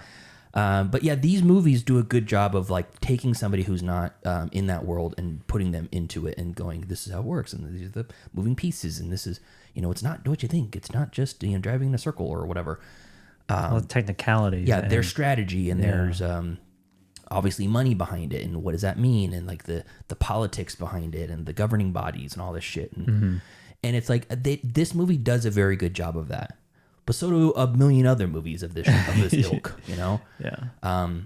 And it's like watching a good sports movie. Like when I watched Hustle, that Adam Sandler movie, basketball movie, a couple years ago, I was like, now that's a really good sports movie. Kind of predictable, but there was some beats that didn't line up with what you would expect. This is not that. This is really 100% predictable. Yeah. Like me and Brianna were watching this, and I was like, what do you think is going to happen next? You think he's going to leave the nightclub early? She goes, yeah, he's going to leave my nightclub early and maybe go watch old race footage. And then immediately he leaves the nightclub early. His agent's pissed off about it. He kind of has a sobering moment, and he takes Sonny's side seriously. And then you're like, okay, wow. And there's probably going to be one. I mean, it's about as down the middle of a plot that you can get. Yeah. And when you look at the other writer, it's Joseph Kosinski, and Aaron Kruger is the other writer who wrote the screenplay for Dumbo, Transformers: Age of Extinction, Transformers: Dark of the Moon, Transformers: Revenge of the Fallen, The Brothers Grimm, The Ring, the original, the American Gore Verbinski one, yeah. The Ring 2, Reindeer Games, Scream 3. So just pretty kind of standard Hollywood fare. That's, what you're getting. You're walking into it and you're ordering a cheeseburger and you get a cheeseburger. Yeah. nothing that blows you away. Yeah. That's the plot and that's the story. And for that I was underwhelmed. But the production was, in my opinion, just great. You have to compare this to Top Gun Maverick, because it's like Joseph Kosinski tackled the sky and told a story in the sky and filled these fighter jets full of high quality cameras and made something amazing. And they did the same thing on these cars and loaded up all these cars with these high quality cameras and made something really amazing. Yeah. It's less impressive on a car than it is on a jet. So it's literally grounded. The stakes are lower to the ground. And it's not like that made it worse, but by comparison, I was like, yeah, it's very, very good. Very good. Took years to shoot. Good job, Joe. Years to shoot, yeah. And, props to him. I'm going to bury my lead a little bit, but, it's a 4-star movie for me. And it would have been like a 3.5, maybe even a 3, hadn't it not been for how great it looked with the camera innovations and just how extensive they did a great job telling stories on the track. And that final race was a beautifully done story of the climactic race. And you're like, because to me as a race layman, as much as I am a car fanatic, I am a baby when it comes to the race world. And a lot of times I think to myself, I mean, just keep the tight track, keep on the inner side, wait for your opponent to slip up a little bit and pass them on the outside, and that's kind of it, right? Over and over again, right? I can't imagine how it would be considered a team sport in racing because it's you, one guy in the car. Yeah. But they have multiple teammates on the track, and there is strategy there, and running blocks and running, when to pit and intentionally crashing a car, maybe. Yeah. I don't know how much that really happens in the real world, but in this hyper dramatized version of it, it was very entertaining in that part. So I did feel though that the middle part where it's like they crash and they crash and then they crash again and then he takes a break and then he comes back and they crash again. I'm like, how many cars do they have? I know. He's been on dire straits monetarily. He's $340 million in the hole at the beginning. Yeah. And then they crash like 9 cars. And they're already the lowest performing. Yes. They're the Oakland A's of Moneyball. Yeah. And they just killed 3 of their starting players and had to buy new ones. Yeah. They have no money. Yeah. So it's like a lot of that was like, okay, can I see a little win maybe? It seems just less realistic when you're like lost, shit the bed, and then spoiler alert, they both win at the very end. I mean, he doesn't finish, but they win. Essentially, he's in first place the entire time. There was a scuffle with Lewis Hamilton, real like pro. Yeah, and Brad Pitt wins. No, the kid wins. No, that's right. Yeah, that's right. He's gonna give it to him, and then they crash up. Yeah, race style. I forgot about that. Yeah. So it's like it just feels like that kind of came out of nowhere. Like they didn't earn that in a way, So it was very good at a lot of things and super campy and schmaltzy in others. So, but I still had fun with it. Cool. Now it's time for a mother effing beer. Yeah. I wish I had a mother effing beer when I was watching this. I was drinking sour grapes. Oh. Which is cognac. Like it's whiskey sour, but with cognac to the whiskey. Oh, okay. So I was enjoying it. Ew. No, it's good. That bartender went Yeah. Yeah, we went to a bar and I ordered that. And the guy's like, gross, but okay.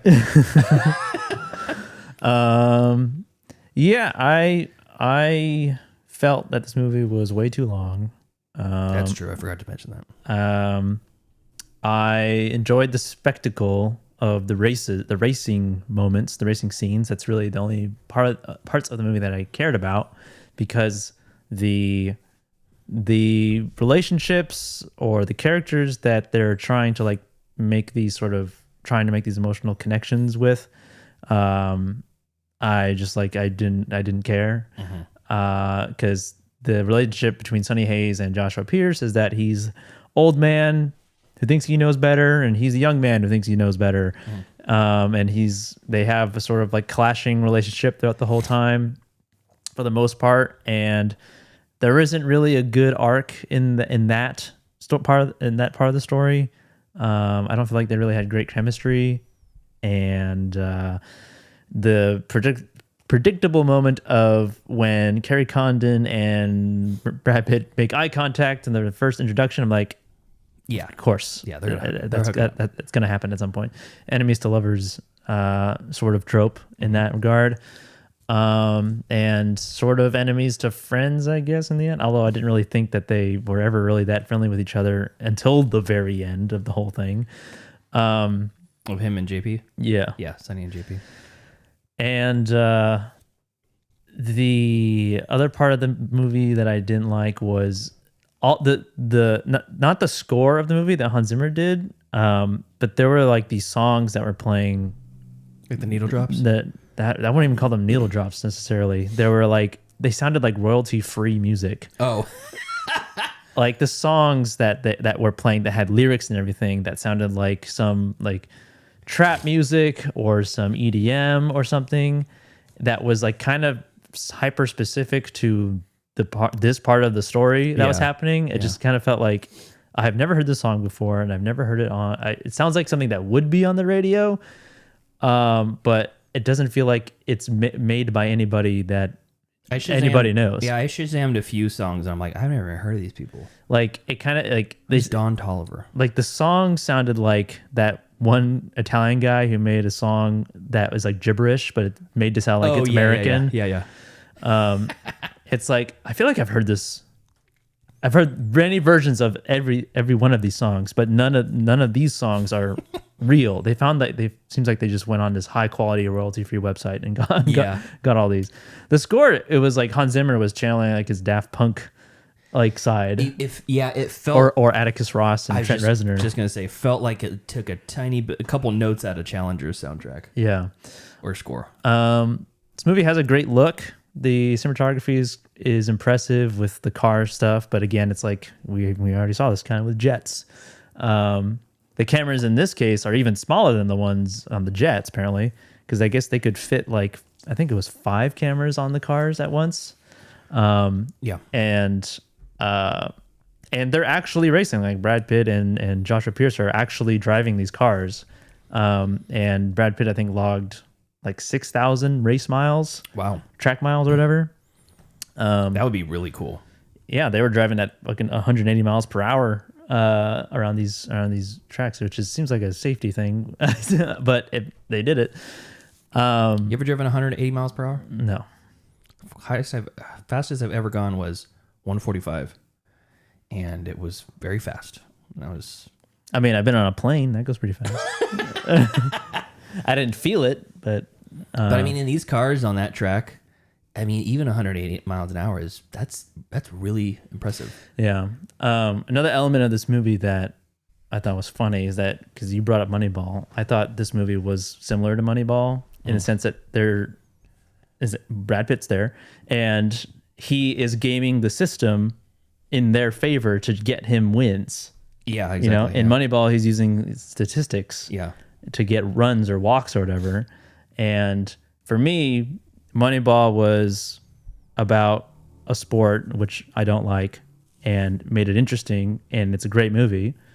And then once again, he's in another movie, a sport that I'm unfamiliar with and not really interested in, and he's made it slightly more interesting. Slightly. But this one has more of like the spectacle quality of it. Moneyball is more of a drama, with great music.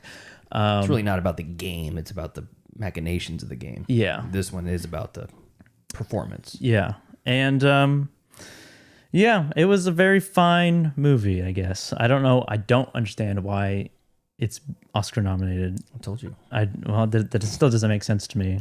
I don't see why anyone would want to, like, the Hollywood would want to be like, let's get F1 fans in here. There's so many of them because they want to re-inject life. I guess, but like, I don't know. It's like selling out theaters with the Taylor Swift concert.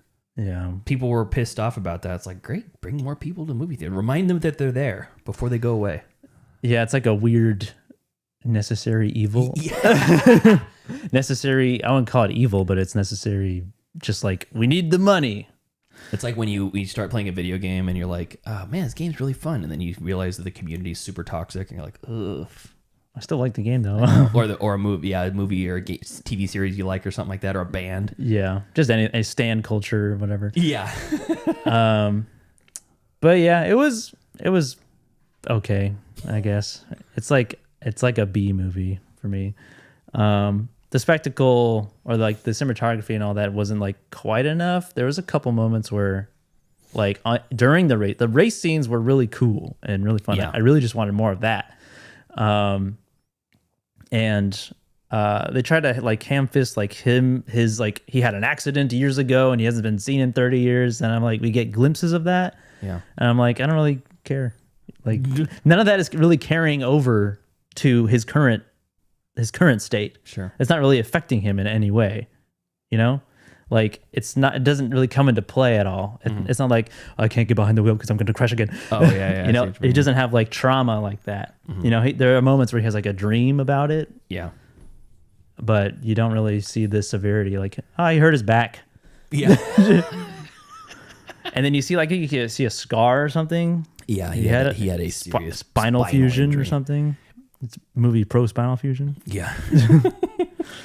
Pro Spinal Fusion propaganda. Is that what this movie is? But yeah, it was fine. It was too long for what it gave me. It could have benefited from like a bigger screen or bigger speakers or whatever, like at the theater experience. But I don't I feel like I would have I could have waited for that if I Yeah, we dimmed the lights, turned the volume up, put on surround sound instead of the TV speakers, and I checked over with Brianna a few times as we were watching it, and she had checked out most of it. she was barely there. Yeah, honestly, that Gran Turismo movie, I kind of like that better. I agree. Yeah, I agree. Gran Turismo was very fun and innovative, and the story was something that I hadn't seen before. Yeah. And while there are some familiar beats, it was refreshing, where this was exactly what I was expecting, and even more of what you might expect. It was just, it was very predictable and in the beats. There's a lot of elements of it though that like I was not aware of that I thought was pretty cool in terms of like the F1 world. Like Carrie Condon's on there, like 3D printing car parts. Like she's just like designing things or like creating new parts of the car, or how hard wheels, soft wheels, all that kind of stuff. How like the slight, like they're like dealing in centimeters or millimeters worth of like material or whatever. Like there's that moment where the one of the pit crew members leaves a drill or a impact wrench. Yeah. Like, and it rides over it. And I'm like, and then there was that was kind of a big deal. And I was like, did that cause damage to the tire, or did that just like slow him down like by a millisecond? Like they're talking, I mean, everything is within milliseconds. But is that what he was mad about? It wasn't really super clear. She was slow on the removal of the tire, of the wheel, slow on the replacement, and running over the tool could potentially cause tire damage. Yeah. And tire selection, the type of tire and when you change it is a huge part of racing. Yeah, because the movie, like they're like talking about like, all right, you need to pit, you can change your tires, and like there was moments where like Sonny Hayes was like, no, I gotta stay out, or like tell him to stay out longer, you know. Well, because you think about it, there's so much life on a tire, and if it gets to a low level and you're on the perfect asphalt of the track, you're less likely to do damage to it. But if the rubber starts getting thinner and thinner, and then you hit the berm, or you hit a tiny piece of debris or a rock or something like that, and then it punctures the tire, you can lose minutes trying to get the car back on the track, or you just get DNF'd, which did not finish. Yeah. So it's like you have to be safe enough to get the tire replaced before it needs replacement. But if you're able to basically skip an entire pit while everybody's in the pit, they're coming to a complete stop while you're just zooming around the track. Yeah. So it's a huge part of racing. Yeah. And like the idea of like other races like NASCAR or the Indy 500 or this, where you do like cars go pit, change your tires, like they lose their place if cars keep going. Yeah. Right. And that's why these pit crews are like insanely fast. Yeah. 3.5 seconds to get a car, all the tires changed and back on the road. Yeah. And then there's other elements of it that I didn't quite understand. Like, oh, you have to let this guy through. Like if you're basically being lapped, like you're so far behind that the person at the front, and you're basically blocking him from making more progress. Right. They're just like, get the fuck over, or we're gonna give you a penalty. Yeah. And penalties are a thing too. Intentionally rubbing. There's a phrase, rubbing is racing. That's like, yeah, you can't just get by for free. I'm gonna rub. Yeah. Or at least make it hard for you. I did like him gaming the system, him like intentionally clipping cars or wrecking to like bring out the safety cars to then slow everybody else down to give his teammate a moment to essentially catch up with everybody else. Even on his first race. Yeah, the late start thing. Pretending like he couldn't start the car. Yeah. So his tires are warm when they actually get to the start point. Yeah. That's so like, it's like, that it like makes that much of a difference, even though it is like very negligible, like that. But that negligible difference like could be the win or the loss. Especially at the beginning when the whole pack is tied up really tight, everyone's jockeying for position, and honestly, a lot happens in those first like 10-15 seconds, maybe 30 seconds. And if you have warm tires and you can get in and out of the pack much easier than the guys with hard tires. Yeah, cold equals hard. Yeah. I thought it was kind of funny, like Brad Pitt, like when they go to Vegas and they play poker at that table. Yeah. And I was like, this feels very familiar. Brad Pitt in Vegas gambling. Yeah. What, like Ocean's 11? Yeah. Yeah. Did not see him eat very much in this movie. He ate some chips, pretty sure. I saw that. It's not much. I ate some chips. Not much, yeah. Yeah, not a full meal or anything like that. But yeah, I mean, those are like mainly the things I didn't like about it, which is just like the overall story beats of the characters and everything. And then they introduce like the antagonist, like the sort of corruption going on, I guess, with like that guy on the board. Yeah. Who's like, he wants to essentially to tank the team. Like he wants him to like toss the race. The second he was introduced, I was like, he's gonna be a bad guy. Yeah, because he's like, yeah, the board wants us to fail. But he's the only one that wants us to succeed. I was like, that's not true. Yeah, the guy that looks like Lance Armstrong. Yeah, I had to look him up and make sure it wasn't him. Menzies. Yeah, Tobias Menzies, which I've seen in other stuff. I think Game of Thrones. Yeah, that's the same plot as Major League. The person on the board wants it to fail so they can sell it and move it somewhere else. Yeah. You know. That's a plot of other like other things. Yeah, it's heated or warmed over shit. Yeah. There's some good trivia here. I'll just kind of go down. Brad Pitt made $30 million for this.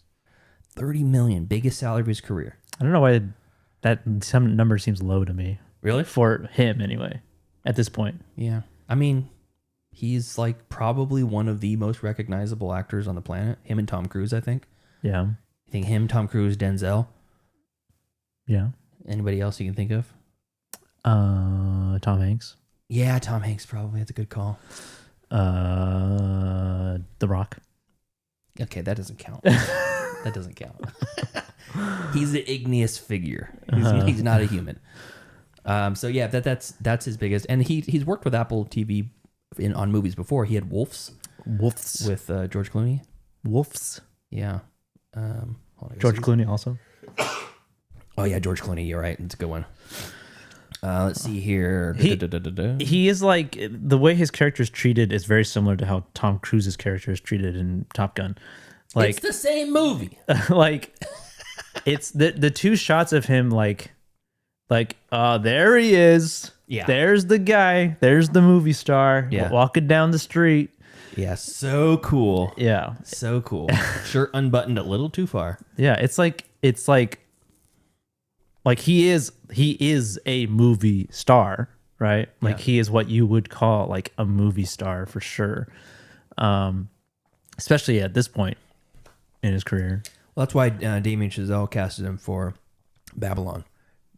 Oh yeah. He said he wanted somebody who didn't pretend to be a movie star, who was like really was him. Oh yeah. I don't know anybody else that could be that guy. Mm-hmm. What do you think about his van? I'm curious to think, because I have my own thoughts about his van. Did you even register at all as any thoughts? It's like a camper van. Oh, not camper van, but it's like a Winnebago or something.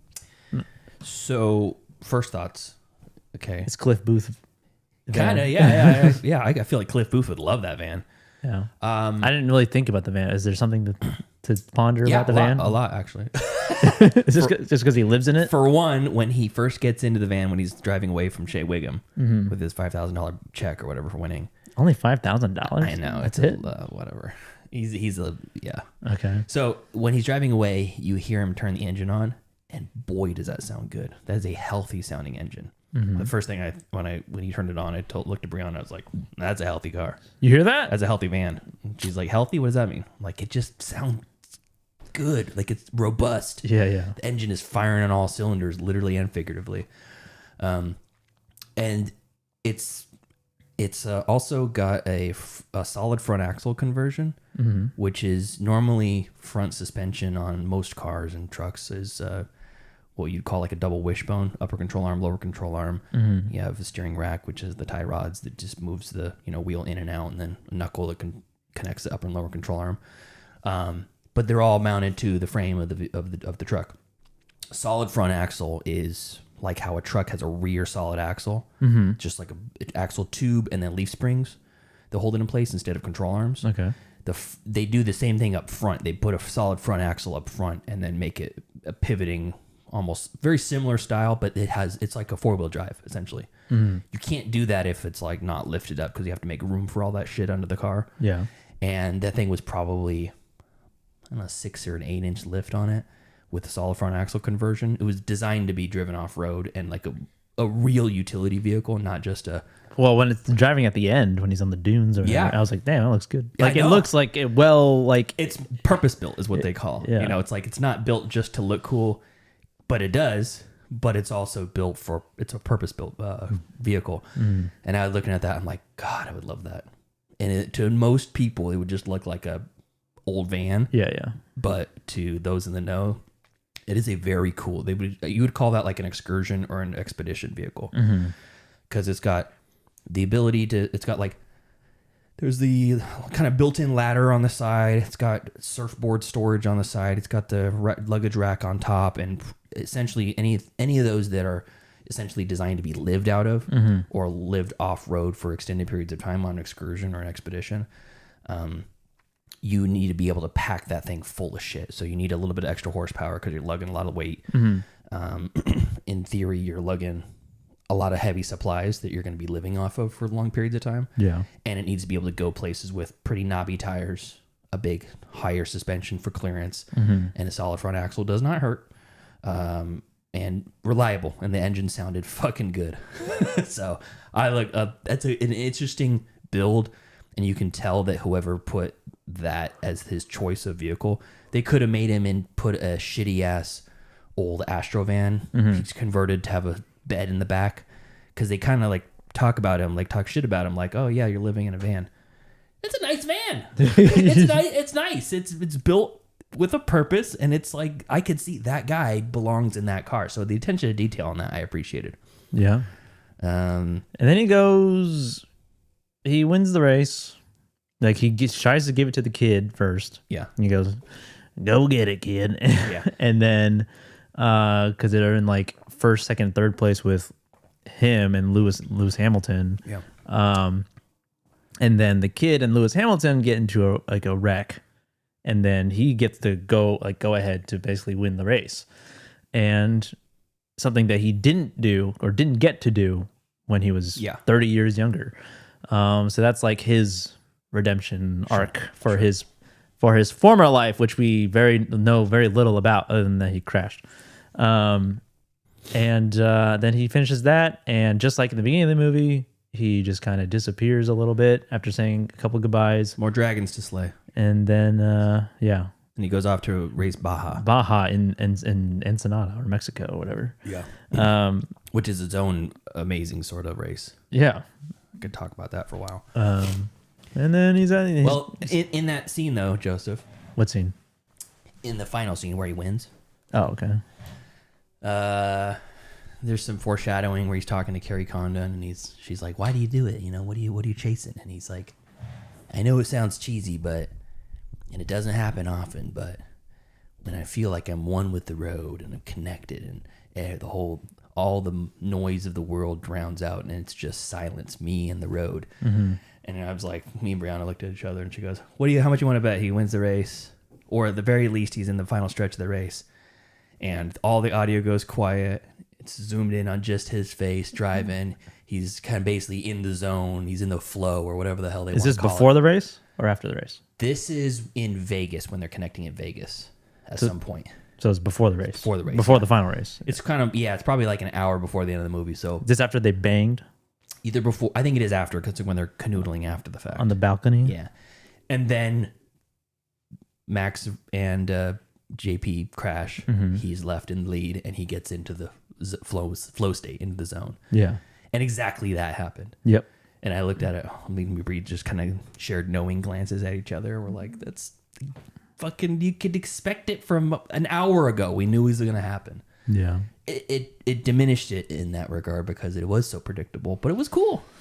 Yeah. It worked. It was effective. The initial crash, like the first big crash with the kid, the young guy. Oh, when he flips off the side, it's on fire. Yeah. That's scary. That was shocking to see. And like the audio cutting was like pretty effective in that regard. That fire was no joke too. Yeah. I'm like, how is he not dead already?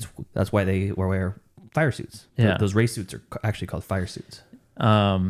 And even if not from the fire, just from the tumbling and all that stuff. They're very safe.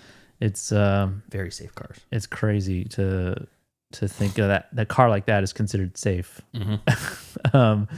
Car designed to drive 200 something miles per hour. It's like but it's like as brittle as like a dandelion. Yeah, it's like spun sugar. Yeah, it's like cotton candy. You just get it wet and it just disintegrates. But yeah, all the other technical elements, like the things of like them building the combat car was interesting. And like that whole room of like this the wind tunnel, like because they're traveling to these other places, these other countries, to race. How do they have all the access to these things? That's at their home office. Then they travel, and then the next day they're racing. It's still weird to me. It's because it was just like the timeline of things. Like it's very Hollywoodized. It was not like because they're in Abu Dhabi or something, and then they're back in like the lab, and then it's like they're back in this other country, and then it's like. Yeah. Like the timeline of things was not super clear, so I made it seem like they had access to all this stuff all the time. It does seem like that, and it's Hollywoodized in a big way. Like those shops where they work on the cars. I have a friend who's on a race team, as a mechanic, and actually I have two friends that do that, and it's not that glamorous. It's cool. Yeah. It's way nicer than any shop I've ever worked in, but it's not like it doesn't look like a future. It doesn't look like NASA, I know all of the buildings that they're in, like their headquarters. I was like, what is this like Elon Musk Cybertruck building in the like countryside of Ireland or something? Yeah. Exactly. And she's riding her bike to work, going through some like cows that are like being herded away or something, and then he's driving his Range Rover, and then there's this long like man-made lake with a driveway into this future building. They're like, even on the track, their like garage is like super clean, super fancy. It looked like a more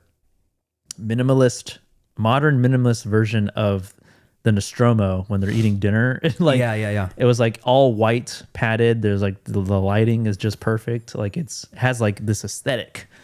To a degree, there is some of that in the racing world, specifically in F1. Like if you were to look up Ferrari World in Abu Dhabi, they actually showed the building in the movie. Yeah, it is like a sci-fi movie level, like an evil villain lair. Oh yeah, almost like a compound. Yeah. Huge red triangular shaped building that just spans miles. It's crazy. Yeah, because Ferrari's that's their color. That's Ferrari what they do. Yeah. That's their thing. Horses and red. Horses and red. Yeah. Do you know about Lamborghini and Ferrari? I know that they're cars. Do you know about like their rivalry, about how Lamborghini started? No. So we have Ford v Ferrari. Of all the racing movies, probably my favorite. I mean, yeah, I don't even know. I don't think it's close. I think it's like easily my favorite. Who did that movie? James Mangold. That's right. Yeah, and Ford and Ferrari were beefing, but it was like Henry Ford II beefing with, I think it was Enzo Ferrari. I think it was Ferrari Jr. I think it was Enzo. I think it was original Enzo Ferrari. Oh, okay. It's just an old man, but that was over a race. Like a specific race. It was the Le Mans, right? We talked about that. Well, then they had who made Ferrari? Who made that one? Michael Mann. Yes. With Adam Driver? Not good. Yeah, did not like that. Isn't that just about him making the car? Enzo Ferrari's rise. Yeah. I was not a huge fan of that one, but the original Ferrari, Enzo, they made that movie about, he got into beef with the founder of Lamborghini, who was a farmer, and Lamborghini manufactured tractors back in the day. He bought the owner of Lamborghini tractors, bought a Ferrari, hated it, said it was a piece of shit. He said it broke down so often and he couldn't get parts for it because Ferrari wouldn't manufacture parts and the parts were garbage anyways. So he basically wrote to them and said, you guys need to do a better job. Quality sucks. Can't even get a starter for this car. What year is this? 1950s, 1960s, okay. Something like that, In Italy? Yeah, in Italy. And he wrote to them and they basically told him to fuck off, we're the best. And he's like, I could build a better car than you. And he built his first Lamborghini supercar to compete with the Ferrari. Was his name Lamborghini? Yeah, that's his last name. Oh. And Lamborghini. Yeah. Just like a jacuzzi, that's their last name. It's so crazy that his name just fit. You know. Now, what we think about it, retroactively, we're like, oh, it's a Lambo. Yeah. That was his name. What do they call them? Lambo. Maybe they did. Yeah. But yeah, he and now for my money, the Lamborghini is the superior performance vehicle than a Ferrari. Ferraris are a little bit more. Still have a little bit of the prestige to them, but a Lamborghini is it's like a fucking spaceship compared to a Ferrari, which is a performance driving vehicle. Like a Lamborghini is like a hypercar almost, where a Ferrari would be like a supercar. Oh, okay. Yeah. So a little bit of history there for history you. lesson, yeah. Yeah. Anything else about this movie that was interesting? No, not really. You know what I feel like? A mother effing beer.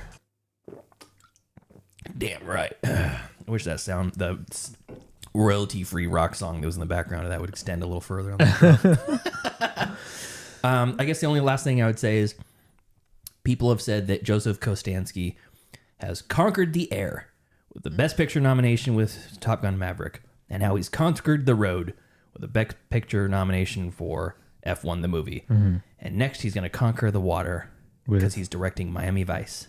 And there's a lot of boat action in Miami Vice. It's interesting because those guys aren't in the original Top Gun. They're in the Navy, aren't they? Yeah, Navy. Yeah, which is on the water. Yeah. But, I mean, he didn't direct the original Top Gun. Well, but in the new one, are they also in the Navy? Yeah, it's Navy. Okay, then it's also in the water. Yeah, but they're in the sky. Yeah, but why are they in the sky if they're in the water? Because they have to land somewhere. Why do they have to land on the water? They have to land on the boat. They have to land on because they got to fly from America to Russia or wherever that fake country is that they're invading in. Yeah, they don't ever name the countries. They don't even show the skin color of the people, so they can't be accused of being racist. You just put your own prejudices in there. We're not racist. You are. I bet that guy in there is Chinese. Yeah. Pretty sure they were Asian. Oh, he's definitely. Yeah. So I'm actually looking forward to the Miami Vice, directed by Kosinski. Yeah, well, the last one we got was Colin Farrell and Jamie Foxx. No. Also Michael Mann. Yeah. Was it Jamie Foxx? Yeah. Mm-hmm. Yeah. Also Michael Mann, right? Okay. Who also did Collateral, right? Yeah. With Jamie Foxx and Tom Cruise, who was also in Top Gun. It's like a circle. Oh, God. It goes deeper. Have you seen Miami Vice, the movie? No. No. No. I've seen Collateral. That's almost. You should watch it. It's really good. It's a total vibe movie. Who is it? Oh, we just named it. We just named it. So, so I'm gonna give us A-. It's almost a B+, but I just think the technical aspect elevated enough for me, and I'm cynical because we watch a fuck ton of movies, and yes, it's predictable. Okay, crucify me as a movie for being predictable, but it's that's a lot of movies are like that. I don't want to grade it too harshly just because it's in the Best Picture category. So I don't want to heap the bias on it. Who put that shit in there? That's what I want. The Academy. They want the numbers. They admitted that they don't even watch some of these movies. Not this year. You must. I don't know how they figure that out, but you gotta log in. But so anyways, I the production elevates it to like an A- level. Otherwise, it probably would be like a B. Maybe even a B-. Yeah. But the quality of production and the overall scope of the production and the scale of the story that they're telling is monumental. It makes it seem like if this was all AI generated, who gives a fuck? But they went out there and they did all this shit with these cars. They filmed for 2 years on this shit. Yeah, and actual real races. They were F2 cars, but on real tracks. Yeah, yeah, real shit during some actual Grand Prix. Mm-hmm. So yeah, that's your dad's gonna love it. A-. Yeah, I don't think he would be able to stay awake to finish this movie. Get it about 2 hours, maybe a tiny bit less than 2 hours. Yeah, hour 55 sounds about right for this. Yeah, it's like a B movie for me. Nothing I would ever revisit. Okay. Or recommend. Or anything. I don't think I would recommend it to my dad. I'd recommend it to my dad. You might. I don't even know if he would like it. It depends on how he feels about racing. Your dad? Yeah. I don't know how he feels about racing. If you don't know, he's probably not gonna like it. But yeah, it's a fine whatever movie. I would recommend my dad this movie before Miami Vice. Yeah. But I would recommend you Miami Vice over this movie. Okay. Anything else? What are we doing next week? I don't know. Let's figure it out. Some of these nominees are rentable. Okay, let's see. Hamnet and Sentimental Value are both rentable. Okay. You pick Hamnet or Sentimental Value. I picked F1. Hamnet. Okay. I say Hamnet. All right. I do. 'Cause I want to figure out what the name means more than anything. It's his kid's name. Spoilers. Whose kid? Shakespeare's. His kid's name is. He wrote a play called Hamlet. Yeah. As far as I know. And he's named his kid Hamnet. I think the kid came first. What is this? Isn't Hamlet? Hamlet's Lion King. Yeah, it's the. What's the guy's name from the Northman? Oh, it's an anagram of Hamlet, isn't it? From Northman. Yeah, the Northman. Let's see. Northman. I don't remember the character's names in Northman. It's an anagram. It's an anagram of Hamlet. Anagram? I want one. Ooh, what's an anagram? I want one. That sounds tasty. Amleth. Skarsgård's character's name is Amleth, which is an anagram of Hamlet. Oh, anagram is the It's a jumbled up. Okay. Same letters, just jumbled up. I was thinking of acronym. You know what? You know what I feel like? A mother effing beer. That's right. We need another beer. All right. It should just be the ongoing thing, just randomly. You know what I feel like. Just have it always on standby. Yeah, well, I mean, we're watching another bro movie next week with Hamnet. Yeah, another big bro movie. Yeah. Yeah. A mother effing beer. Hell it's yeah. a fucking Shakespeare, bro. All right, it's a $20 rental. Maybe we can get together and watch it. It's great. $20. I know. And then after that, what do we have? Sentimental Value. That's a $10 rental. And The Secret Agent. And something else. I think that's it. Is that really it? I think that's it for like Best Pictures. I feel like there's one more. Oscar nominees. There's 4 that we didn't watch. Was it? Unless we included F1 in that. Yeah, I think Best. Begonia, Secret Agent, Marty Supreme, Train Dreams, F1, Sinners, Hamnet, Frankenstein, One Battle, and Sentimental Value. Yep. Really? Yep. So we just got 3 left. Cool. Oh, No Other Choice, which didn't get nominated, but I want to watch. Yeah, correct. People are saying it should have been instead of F1. There's a lot of instead of F1. Yeah. I don't know if Testament of Anne Lee should be in there, but it should have been nominated for something. Song, music, song, hair and makeup, production design, wardrobe, best birthing scene, best casting. I don't know. Yeah, I don't know. So, who do you think casting is going to go to? Marty Supreme. That's my bet. That's the dark horse. Yeah, it's good casting because it's not just. It's You know like what I feel like? everybody else. A mother effing beer. Can you hand me that mother effing beer right there? Another one? Which one? Oh, I don't know. Which one do you want? Which one are you going to drink? I don't know. Just you're pick. Not even halfway done with that beer. No. I'll have the Sapporo. Okay. Am I supposed to be almost done with this beer? No, you're not supposed to do anything. Don't let me shame you. I'm just enjoying the beer. Yeah, it's a good beer. So is Sapporo. You hear that? You know, Heineken is the number 1 selling beer manufactured by Heineken. Okay. Behind Heineken? By Heineken. Oh, by Heineken. Heineken is the beer and the corporation. Right. There's number 2 most popular selling beer manufactured by Heineken, Tecate. Okay. Mexican beer. Oh. Made by a Dutch company. Who knew? And Corona is now made by Budweiser, Anheuser-Busch. Oh. We're losing all of them. Nice. Yeah. All right. Anyways, Hamnet next week. Anything else, Joseph? No. I mean, I would say watch Playdate, but you can't. Yeah. It is on Letterboxd, but you can't log it because you can't watch it. Yeah. Any plans? Well, you got to get to the festival circuit before we can show it. Yeah. I don't have the trailer ready to show, but I have. We'll play the trailer next week, or like post it on the Facebook page or something. Yeah. That'll be fun. Okay, cool. So thank you to our cool ass yard duties over on Patreon. That's Javier, Heather, Michael, and Chris. If you want to support us on the Patreon, you can do so at patreon.com/middleclassfilmclass, or just watch on the YouTube. It's its own way of supporting without having to spend a dime. You know what I feel like? A mother effing beer. I'm going to make that drop longer to get through the gulps. All right. Until next time. Thank you for joining us as we review probably what's going to win Best Picture at the Oscars this year. Big, high chances. F1, the movie, the picture. Yes. Follow us on Facebook, facebook.com/MCFC podcast, and send us an email, mcfcpodcast@gmail.com. Follow us on Instagram and TikTok at Middle Class Film Class, and on Twitter at Podcast MCFC. That's right. Next week we're going to watch Hamnet, something about Shakespeare, and Jesse Buckley's in there. Yep. That's all you need to know. All right, thanks for watching. See you next time. See ya.